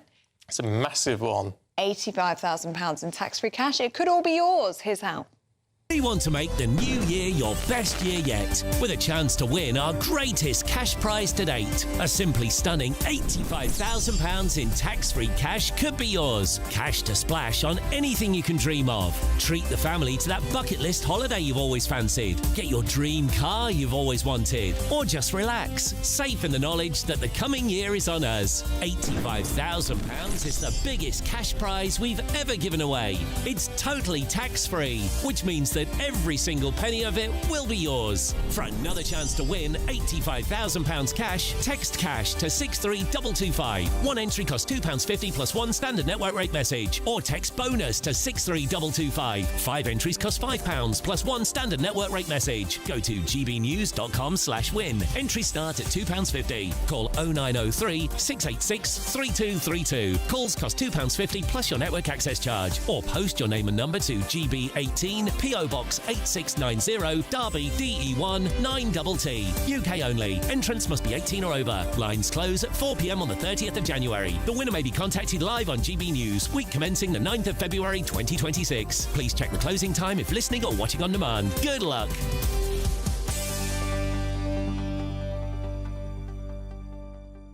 .8:39 and Paul's got the sport.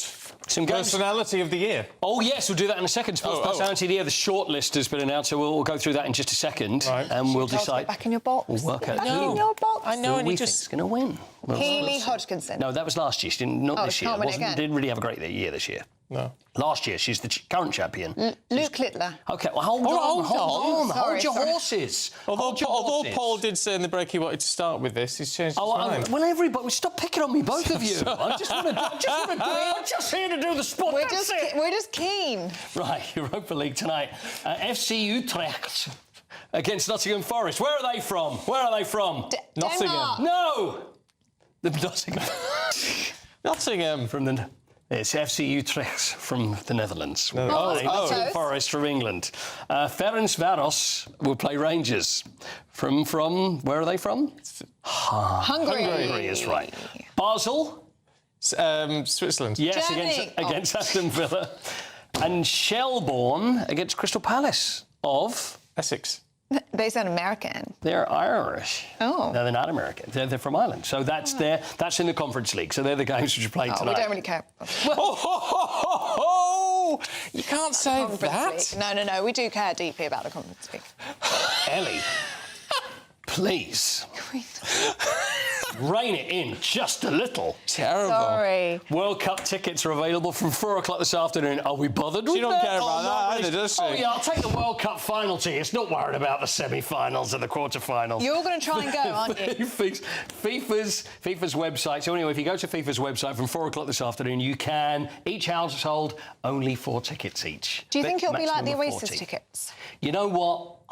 I don't think so. But then again, the whole world is going to be going after them. Yeah. I don't know. It'd be really interesting to see because the prices are quite expensive. But then again, we've got group stage tickets. Category 1 go from 1 to 4, £45 are the lowest category. That's outside the state. Yeah, and there's about 3 tickets of those, and then you get category 1 and 2, 466. It goes up to the final, which is about $1,500 up to 5,900. These are just for regular tickets. This is not your hospitality, all the flash stuff. VIP stuff. None of that. So that's how... and if you can't get tickets, then you go to the FIFA Marketplace, which is just, honestly... You get surge pricing and all that. This is just... it's awful, because that means that FIFA will get 15% of everything and anybody can charge whatever they want. But 4 o'clock this afternoon, they go online. Be there or be square.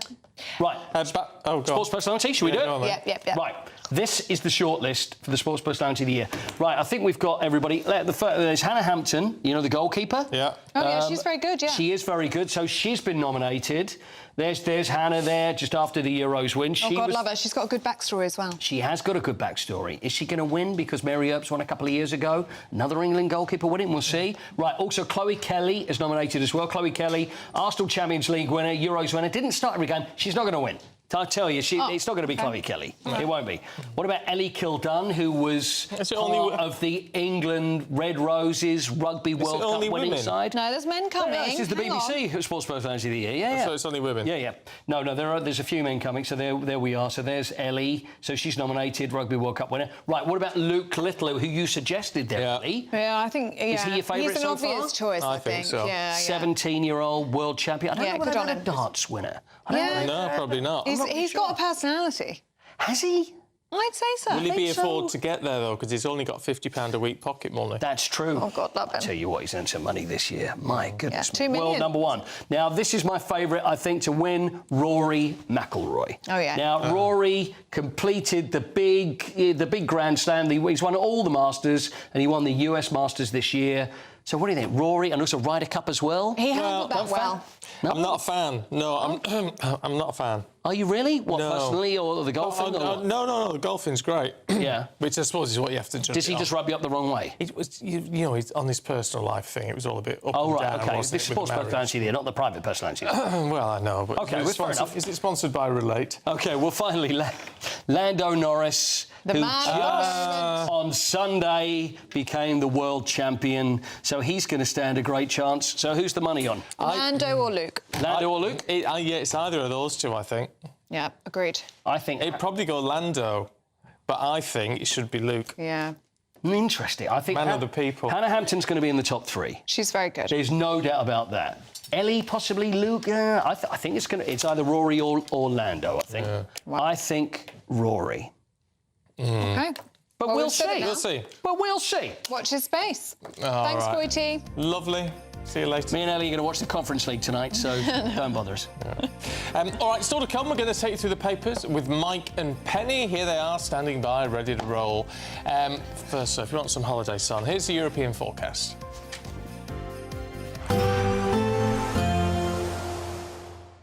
I hope we haven't forgotten anything. Travel insurance, I tick that box. Yeah, but remember what you forgot last year. All Clear Travel Insurance sponsors GB News Travel Destinations Forecast. Are you heading away this weekend? Well, it's turning unsettled through the Canary Islands, but there is plenty of sunshine to come for the Mediterranean. But a spell of wet weather through Friday will push through Tenerife as well as Madeira and through Lisbon as well as towards Barcelona. Plenty of cloud and outbreaks of showers for Nice. But as we look further east, high pressure dominates and that will bring plenty of sunny and dry weather to parts of Greece in particular. So temperatures here will start to climb towards the high teens. All Clear Travel Insurance sponsors GB News Travel Destinations Forecast.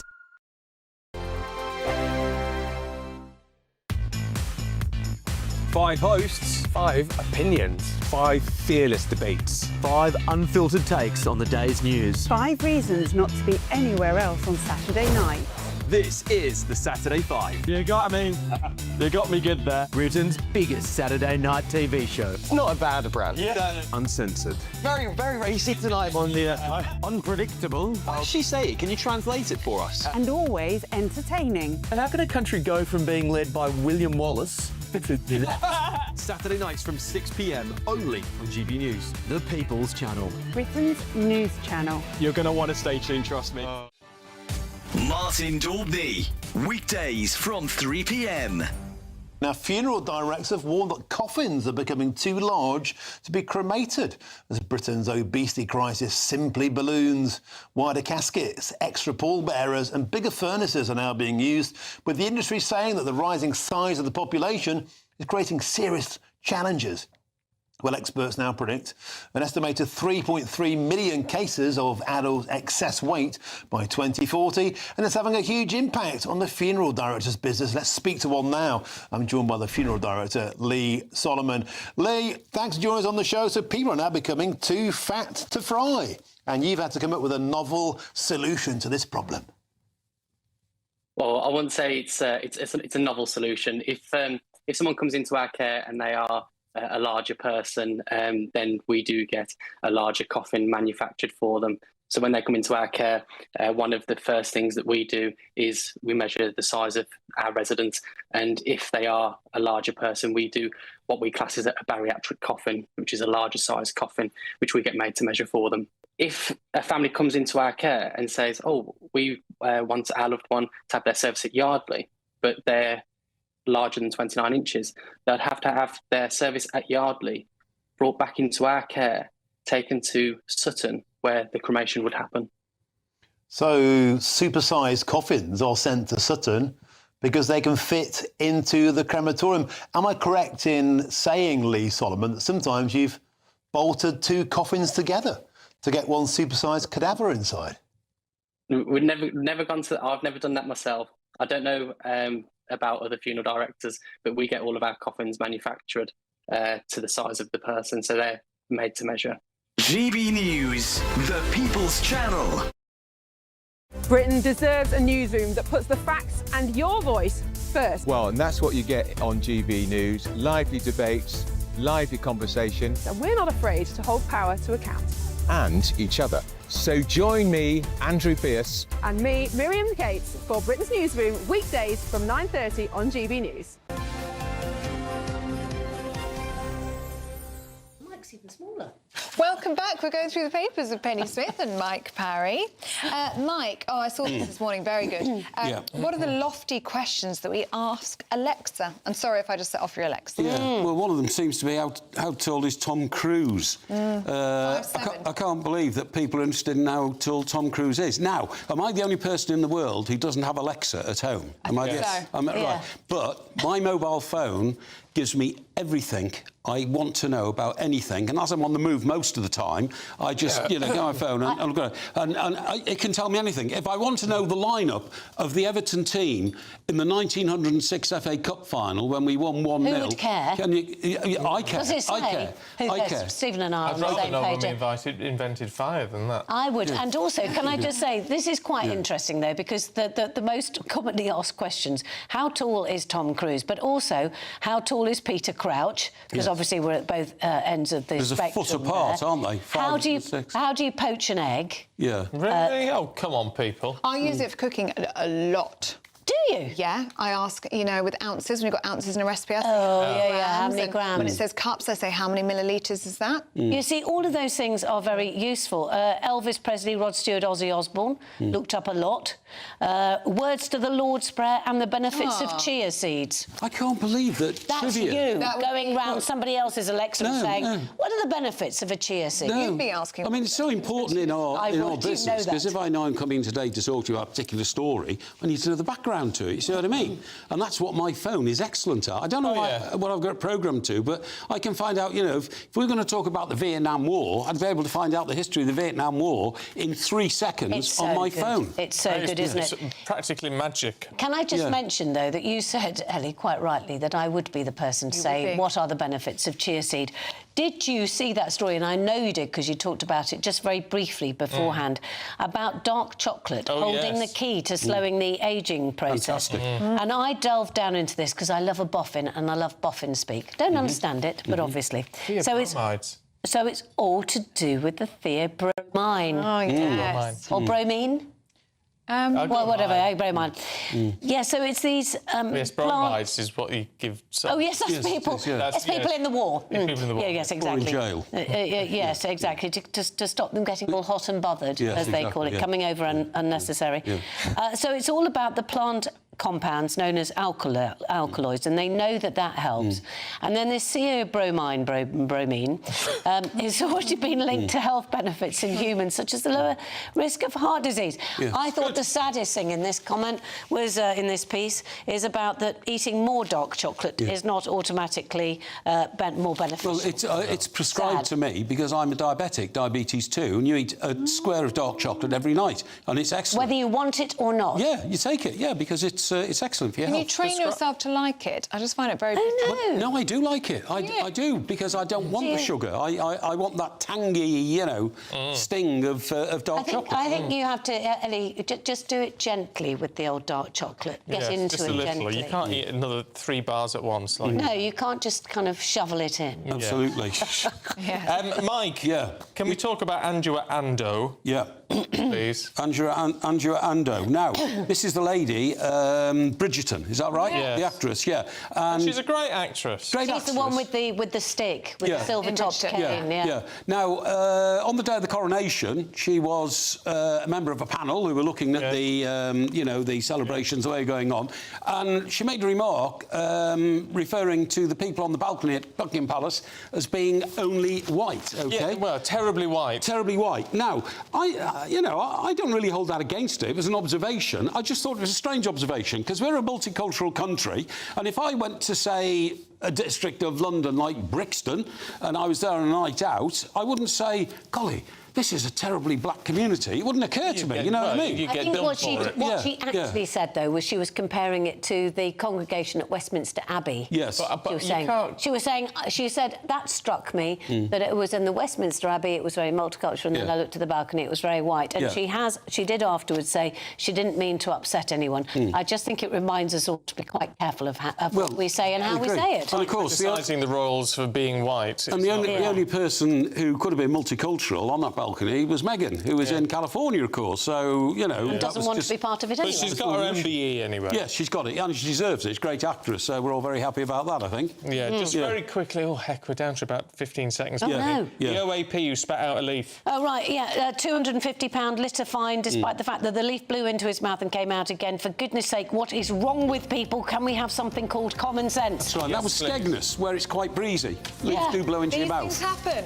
All right, Penny and Mike, thank you very much indeed. Yes, right. There's lots coming. I mean, I hope it's not too windy today, Mike, because if you're a pensioner, just watch out. Just you might get keep your mouth fined left, right, closed. and centre. Exactly. Through your nose. Here's Annie.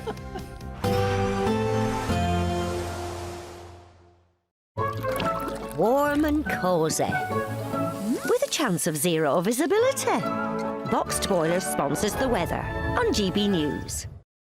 Hello, good morning. Welcome to your latest GB News weather update brought to you from the Met Office. A dry day with sunny spells for many eastern areas. However, further west, rain will move in, and across the north, still another fairly breezy day, though not as windy as it was earlier on this week. So some cloud around across many eastern and northern areas, but there will be some sunny spells, particularly across eastern areas of England throughout this morning and into the afternoon. But further west, cloud will thicken after a fairly bright start. It's quite a brisk breeze as well, starting to pick up, and rain will push into parts of northwest Scotland, far west of Wales, southwestern England, as well as Northern Ireland. It is a mild day though out there after a pretty mild start this morning as well. Now that rain will gradually move eastwards throughout this evening, but it will linger for parts of Scotland through much of this evening, and once it does clear through, we will start to see much clearer skies move in through the second part of the night, and with that temperatures will start to fall away, so we're down into mid-single figures across parts of western Northern Ireland to start this evening. Now the rain may turn heavy across parts of Wales, southwest England, particularly over any high ground, but it will be a fairly short-lived spell of wet weather that we're expecting through this evening. It will push eastwards throughout the night, becoming a slightly weaker feature. So lots of cloud ahead of that, fairly dry across many southeastern areas, spell of wet weather for many central areas, and then clearer skies developing from the north and west, spreading into parts of West Wales as well as southwestern England. And here we could see a touch of frost by Friday morning. So a dry and sunny start to the day for much of Northern Ireland, Scotland, western areas of England and Wales, but a thick blanket of cloud and some wet weather though persisting across the east throughout Friday morning. It may take a little while to clear, but the rain's not going to be particularly heavy, and once it does clear, that sunshine will become much more widespread, bringing many of us a fine end to the week, but it will feel a little bit fresher out there on Friday afternoon. Bye-bye. Warm and cosy, with a chance of zero visibility. Boxed Boilers sponsors the weather on GB News. Thank you, Britain, for making us the fastest growing news website in the UK. We're truly humbled, and we couldn't have done it without you.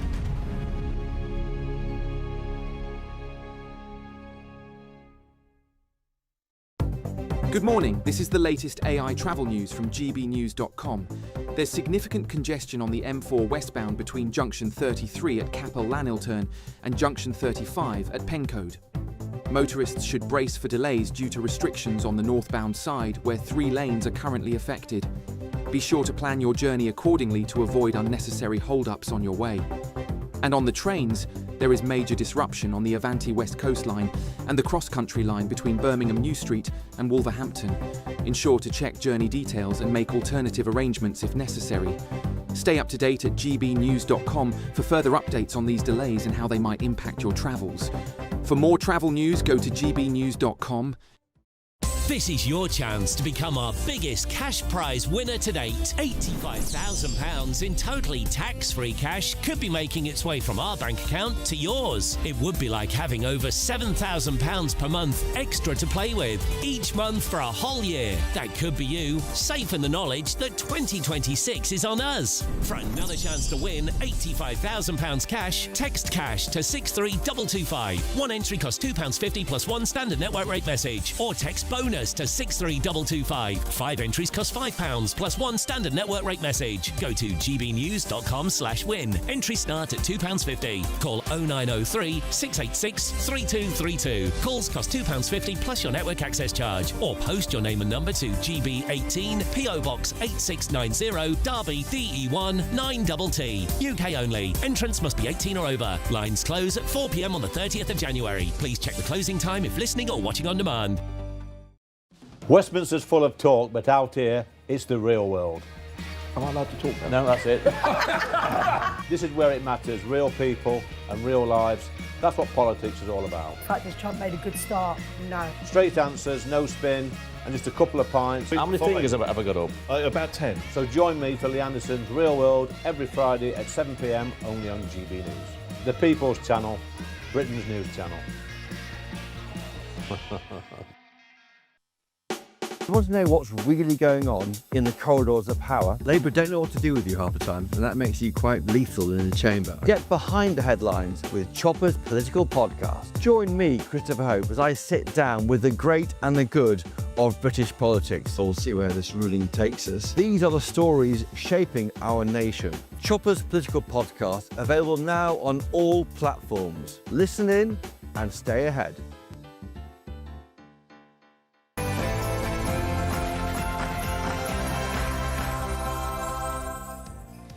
Good morning. The Prime Minister is accused of cronyism. Sir Keir Starmer proposes 25 new Labour peers as he seeks to end the Conservative majority in the House of Lords. But with Reform UK barred from nominating even a single peer, is the government undermining the upper chamber? But the question I would ask is, why are they struggling with the Lords so much, so early on into the political cycle? Britain is in talks with Argentina to lift the Falklands-era weapons ban. But is it a betrayal of our veterans who fought to secure the region? As the deadly superflu shuts schools and puts extra strain on hospitals, will next week's resident doctors' strike be stopped after the Health Secretary's new offer?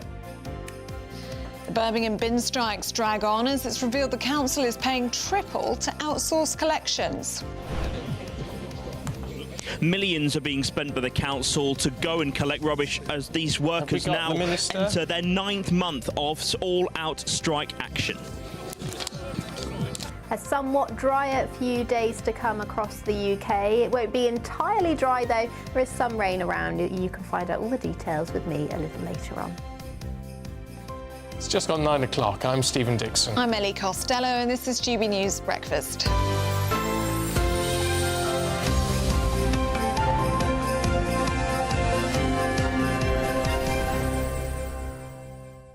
Talking about the resident doctors' strike this morning, Alan says the Labour's Wes Streeting's answer to solving the junior doctors' strike is very predictable. Labour government answer: give them more money, spend, spend, spend. Well, no, to be fair, that's not what he's saying. Yeah. It's not. I know it gets a bit confusing, but what he's saying, what Wes Streeting is saying, is we will prioritise British doctors in getting into the system before anybody else.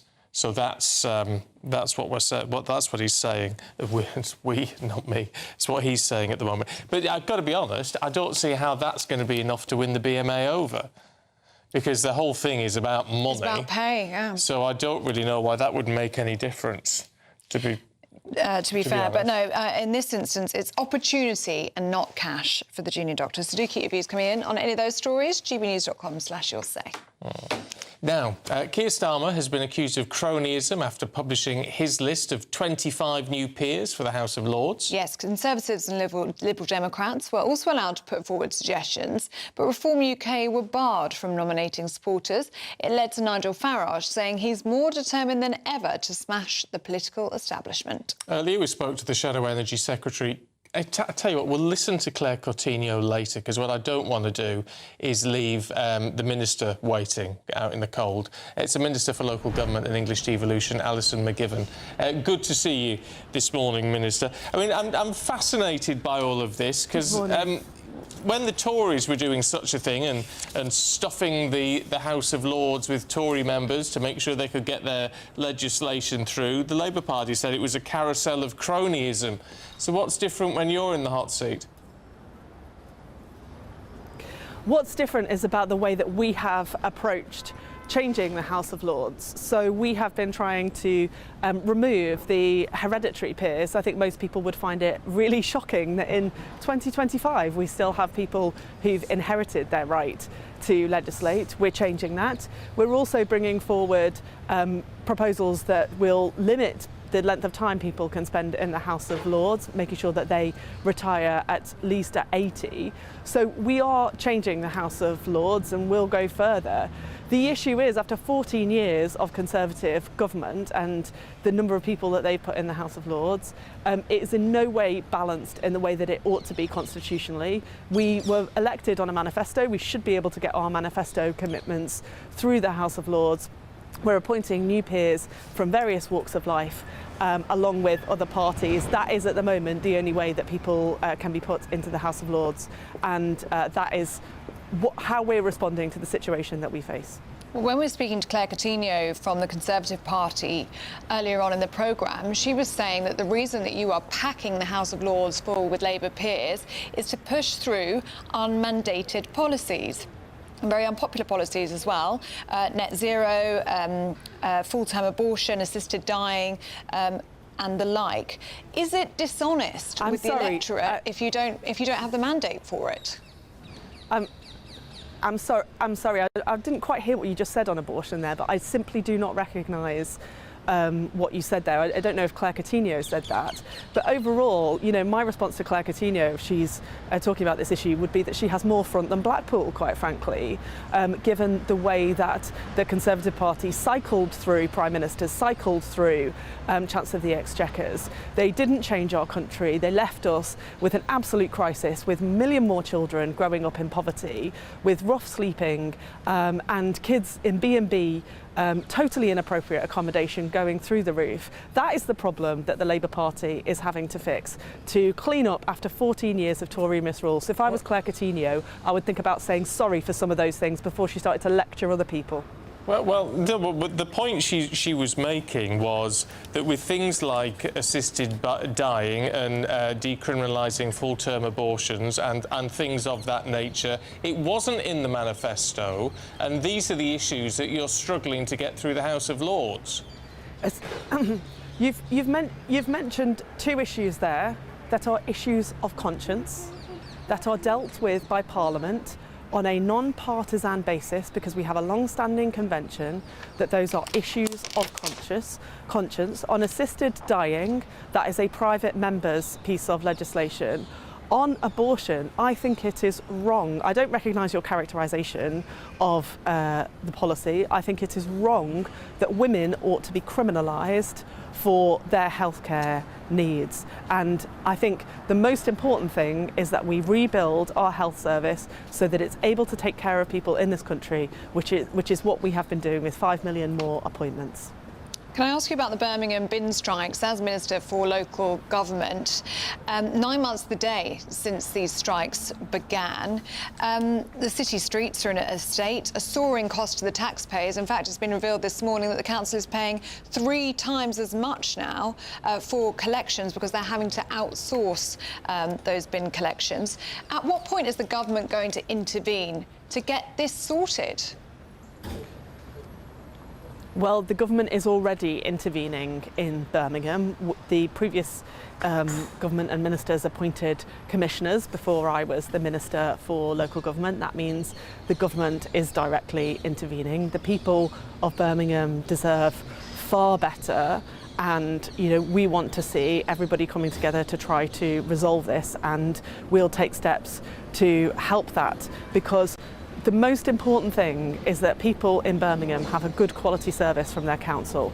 That's what the commissioners are there to assure, and I'll be watching over that process to make sure that that happens. But it hasn't happened, has it? I mean, the previous government may have brought in commissioners, but not at the time of the strikes. It's been going on 9 months today, so since you've been in power, and to say, well, they're going to make sure it all happens 9 months in. And the council, and therefore the local residents, are now paying triple the cost to get these emergency services in to clean up the rubbish. I mean, it's crazy, isn't it? Yes, it's terrible. It shouldn't be going on in this way, and I want to see this being brought to an end. As I said just now, the government has already intervened. We already have commissioners, and we need to progress this issue with the level of urgency, because the people of Birmingham deserve better. Everybody should be able to rely on basic services that their council can provide. Unfortunately, beyond Birmingham, which has some specific issues, that's much less likely to be the case now because of 14 years of Tory town hall austerity. But specifically to Birmingham, we need all parties to sort this out, because 9 months is way too long. You're here today to talk to us about this new strategy to halve rough sleeping and prevent thousands more households from becoming homeless. This is a difficult task, potentially even impossible. How are you planning to do it? So we're announcing a £3.5 billion strategy to get us back on track to ending homelessness. That was our manifesto commitment, so we're bringing forward our plan to expedite those efforts. The vast majority of that money is for councils. The reason for that is because they bear the legal duty to help people if they're at risk of homelessness. There's also new money to help with innovation. But crucially, we're setting ourselves 3 new targets today. That is to get kids out of B&B accommodation. Going into Christmas, who in this country thinks that a child should be housed in perhaps one room, maybe with a kitchen and bathroom on a different floor? So we need to end, in all but the most urgent circumstances, the use of B&Bs for our kids. We've also got big problems with rough sleeping, so we want to halve the number of long-term rough sleepers, because more and more now people are staying on the streets for longer, so we've got to target that issue. Underneath this all is a goal to prevent homelessness properly. We want to increase the rate at which, if somebody does go to their council and says, I think I might become homeless, we want to increase the rate at which the council can stop that happening, because the best policy on homelessness is to stop it before it starts. Those are our new goals. We've backed it with money, and I am confident that we can make progress over the months and years to come. Minister, we're out of time, but we appreciate your time this morning. Thank you very much indeed.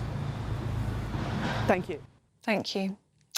Now, at 10 minutes past 9, the British soldier killed in a test accident in Ukraine has been named as Lance Corporal George Hooley, and he was 28 years old.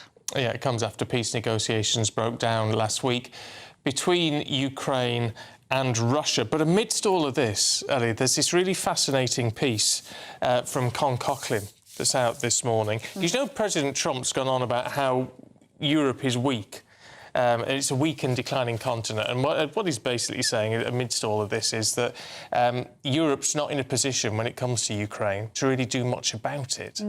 It's all sort of talk, but no real action. It was written by Con Coughlin, as I said, the defence editor of The Telegraph, and he joins us now. Good to see you this morning, Con. Good morning. It's a fascinating read because, I mean, you don't hold back from being so critical of what Donald Trump has said in some regards, but you say he's got a point when it comes to Europe and what it's capable of doing.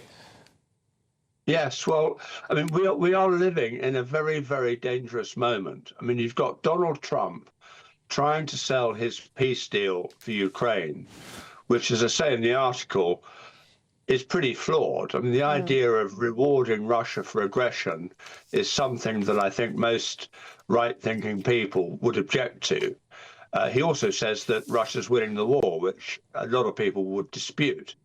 But this is a moment when Europe needs to work with the Americans, but instead, and we saw this with Starmer's meeting of his so-called coalition, the Winning in Downing Street this week, you know, the Europeans are trying to sort of go their own way and say, well, we're going to do this, and we want, we set these demands. And they're basically undermining the Trump initiative. But the fundamental problem, as I say in the piece, that, you know, without American military support, all these notions of putting in a reassurance force in Ukraine in the event of a ceasefire are just pipe dreams. And, you know, I think the Europeans and the British government and Starmer, they need to get real. And if we've got issues with what Trump is doing, let's deal with Trump. Let's not try and circumvent him. And one thing that came out of that meeting of the coalition of the willing earlier this week, Con, was talking about unlocking of those frozen Russian assets. And Sir Keir Starmer seemed to think that deal could be done within a matter of days. But of course, Belgium's been the blocker to this. So does he seem to think that Belgium is going to lift that now? I mean, how likely do you think this is to happen? Well, I'm told by my Whitehall sources that there is actually progress being made on this. But let's not forget, this issue was first raised by the Trump administration in the spring. I have personally spoken to the US Treasury official, Scott Bessent, who told me that the Americans were very happy to increase economic pressure on Russia, including by using these frozen assets to rebuild Ukraine. But what were the Europeans doing? So, you know, we're nearing the end of the year. And still the Europeans are bickering over what to do. So if you're sitting in Washington and you're looking at all this grandstanding from Starmer and Macron and Merz, you think, well, you know, they have no clothes. They're talking the talk, but what are they actually doing? And this is a good example. I mean, I would love to see these assets unfrozen and given to the Ukrainian people, but it hasn't happened yet. Just a final thought. One of the phrases you use is about Keir Starmer's sixth form attitude to major global issues. Now, if that's true, that's really worrying, isn't it? Well, that's my opinion. I mean, I just think when you look at we've had a very difficult year this year with the war in Gaza, the war in Ukraine, to name but two. And you know, on Ukraine, he's running around talking about his coalition, the winning. He talked about putting British troops on the ground. He's not talking about that anymore because we don't have any British troops. And on Gaza, you know, rather than sort of trying to resolve the conflict, what has he done? He's made this fatuous statement about recognizing a Palestinian state, which doesn't exist. And as I said, this is sixth form politics, and he should be ashamed of himself. OK, Con, as always, very good to see you. Thank you very much for your time. It's fascinating. It's a fascinating read. Yeah. It's definitely worth. If you're digging reading out. one thing today, make it that. Yeah, and it's not overly complicated because these are complex issues, but Con puts them in a very readable way. Well, that's what they're paying for, isn't it? Yeah, well, yes. Now, 9:15, just time to tell you about the Great British Giveaway. It's a good one. £85,000 in tax-free cash could be yours. This is your chance to become our biggest cash prize winner to date with an incredible £85,000 to be won. That's right, £85,000 in totally tax-free cash could be making its way from our bank account to yours. It would be like having over £7,000 per month extra to play with each month for a whole year. That could be you with your feet up, safe in the knowledge that 2026 is on us. £85,000 is a massive amount of money and it could be yours. For another chance to win £85,000 cash, text cash to 63225. One entry costs £2.50 plus one standard network rate message. Or text bonus to 63225. 5 entries cost £5 plus one standard network rate message. Go to gbnews.com/win. Entries start at £2.50. Call 0903 686 3232. Calls cost £2.50 plus your network access charge. Or post your name and number to GB18 PO Box 8690 Derby DE1 9TT. UK only. Entrants must be 18 or over. Lines close at 4 p.m. on the 30th of January. The winner may be contacted live on GB News, week commencing the 9th of February 2026. Please check the closing time if listening or watching on demand. Good luck.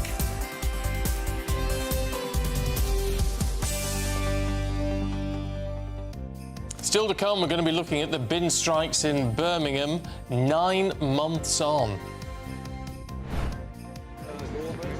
Interesting there, of course, to hear the comments from that government minister. We'll be putting them to the striking bin workers here who are out on the picket line 9 months on since that all-out strike began. Join us after the break.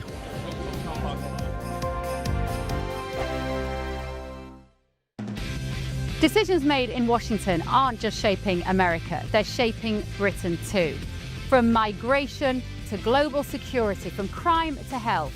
Whatever happens in the White House today will be felt in your town or city tomorrow. That's why The Late Show is live from Washington, D.C. Cutting through the politics to show you what it all means for Britain.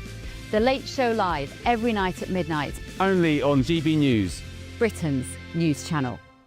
Bold. They are under no illusion. Ray. Are you a human trafficker? Boundless. I've had enough of the nonsense, and I'm not afraid to say it. Don't get this on the BBC. Every weeknight, I tear through the headlines. The smell of gasoline. Should we be worried about it? From Westminster madness to cultural war chaos. What we're going to do now is they are throwing things out the car as we speak. Get ready, Britain. Here we go. Patrick Christie tonight, weeknights from 9 p.m. only on GB News, Britain's news channel. Hi, I'm Michelle Dewberry, and my show is your opportunity to cut through all the noise and dive in headfirst to some robust debates. Ideas clash. Situation, No, isn't it? no, Because the failure is you're deliberately avoiding my point. Nothing's held back, And if you think this is the end of it, wait for more. and we do not shy away from the difficult stuff. Sometimes I want to shake people and say, if only you understood. So join me on Jubes & Co. weeknights at 6 p.m, only on GB News, Britain's news channel. Westminster's full of talk, but out here, it's the real world. Am I allowed to talk now? No, that's it. This is where it matters. Real people and real lives. That's what politics is all about. In fact, has Trump made a good start? No. Straight answers, no spin, and just a couple of pints. How many fingers have I got up? About 10. So join me for Lee Anderson's Real World every Friday at 7 p.m, only on GB News. The People's Channel, Britain's news channel. Britain was once the envy of the world. But look around. A nation that no longer knows what it is or where it's going. A country that's broken. How do we fix Britain? How do we bring it back? Friday night with Matt Goodwin at 8 p.m, only on GB News. No matter the state it's in, this is our nation. Join me, Jacob Rees-Mogg, for a genuine, honest discussion on where we have been, where we are going, and where we are with the people who set the direction. Tune in to State of the Nation every Monday to Thursday, 8 to 9 o'clock. Only on GB News. Britain deserves a newsroom that puts the facts and your voice first. Well, and that's what you get on GB News. Lively debates, lively conversation. And we're not afraid to hold power to account. And each other. So join me, Andrew Pierce. And me, Miriam Cates, for Britain's Newsroom, weekdays from 9:30 on GB News. Welcome back to Breakfast. Now, 9 months into Birmingham's bin strikes, and questions are, of course, growing over the state of the city's streets and the soaring cost to taxpayers. Yeah, it could run until March, and the cost of outsourcing rubbish collections has tripled. Is there an end in sight? Well, let's cross to Birmingham now and speak to GB News national reporter Jack Carson, who has been across the story from the very beginning. Morning to you, Jack. Yeah, well, 9 months on from that start of that all-out strike in March, here we are, workers still on the picket line here in Perry Bar. You can see some of the banners from Unite here. Look, back your bin workers, defend the right to organise, support the strike, no cuts to pay, because ultimately that is what all of this strike has been about from the start. It's a bit about the downgrading of positions from Birmingham City Council as they say they reform their waste and recycling collection service. But let's speak to one of the driver team leaders, one of the people who's a representative for Unite as well, Mike Masters. I mean, Mike, thanks for joining us this morning. 9 months on, you know, how are all of these workers feeling?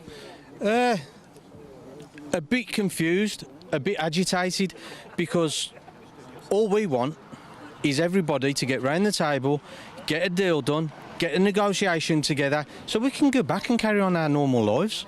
And so they're a little bit agitated, yeah, quite rightly as well, because not only have we been forced out, the full-time staff, we've now had the agency staff forced out because of the bullying and the victimisation. So, yeah, they're agitated. Christmas is coming, and it's not good. It's not good, but we're still standing strong because we're not going anywhere. We seriously ain't going anywhere. We're standing here, and we will not go anywhere until they decide to get round the table and get a negotiation done. We've had the local government minister on this morning saying that that's exactly what she wants to see happen. She wants to see people come around the table. Obviously, there's commissioners in the council that were brought in by the previous government. So why aren't you round the table, is what some people might be asking this morning. The reason why we're not round the table is because they keep making things up in the media saying we've had numerous offers. We've had 2 offers, and it's quite obvious who's controlling these offers. It's the commissioners. Max Corler was in, he's now gone. We've got a new one in Tony Mikado. Well, where's he? He's gone, he's nowhere. We've got Rob Edmondson at our depot at this precise minute now. He's one of the negotiators. He's the one that's been told by the commissioners to negotiate. So why isn't he you tell me why he isn't negotiating. We don't know. We haven't got a clue why he isn't negotiating. Nobody knows.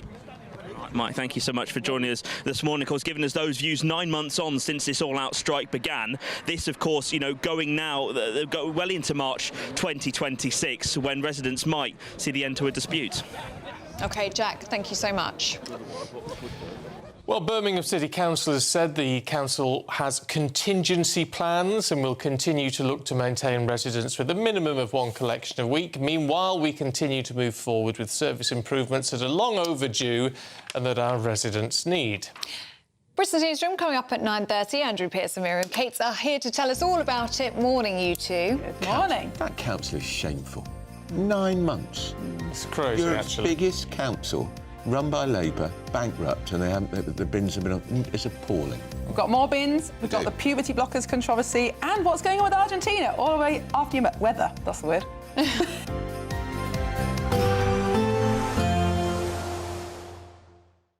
Expect warm spells with the odd rude interruption. Box Boilers sponsors the weather on GB News. Hello, good morning. Welcome to your latest GB News weather update brought to you from the Met Office. A dry day with sunny spells for many eastern areas. However, further west, rain will move in, and across the north, still another fairly breezy day, though not as windy as it was earlier on this week. So some cloud around across many eastern and northern areas, but there will be some sunny spells, particularly across eastern areas of England throughout this morning and into the afternoon. But further west, cloud will thicken after a fairly bright start. It's quite a brisk breeze as well, starting to pick up, and rain will push into parts of northwest Scotland, far west of Wales, southwestern England, as well as Northern Ireland. It is a mild day, though, out there after a pretty mild start this morning as well. Now, that rain will gradually move eastwards throughout this evening, but it will linger for parts of Scotland through much of this evening. And once it does clear through, we will start to see much clearer skies move in through the second part of the night. And with that, temperatures will start to fall away. So we're down into mid-single figures across parts of western Northern Ireland to start this evening. Now, the rain may turn heavy across parts of Wales, southwest England, particularly over any high ground, but it will be a fairly short-lived spell of wet weather that we're expecting through this evening. It will push eastwards throughout the night, becoming a slightly weaker feature. So lots of cloud ahead of that, fairly dry across many southeastern areas, spell of wet weather for many central areas, and then clearer skies developing from the north and west, spreading into parts of West Wales as well as southwestern England. And here we could see a touch of frost by Friday morning. So a dry and sunny start to the day for much of Northern Ireland, Scotland, western areas of England and Wales, but a thick blanket of cloud and some wet weather, though, persisting across the east throughout Friday morning. It may take a little while to clear, but the rain's not going to be particularly heavy. And once it does clear, that sunshine will become much more widespread, bringing many of us a fine end to the week. But it will feel a little bit fresher out there on Friday afternoon. Bye-bye. Expect warm spells with the odd rude interruption. Box Boilers sponsors the weather on GB News.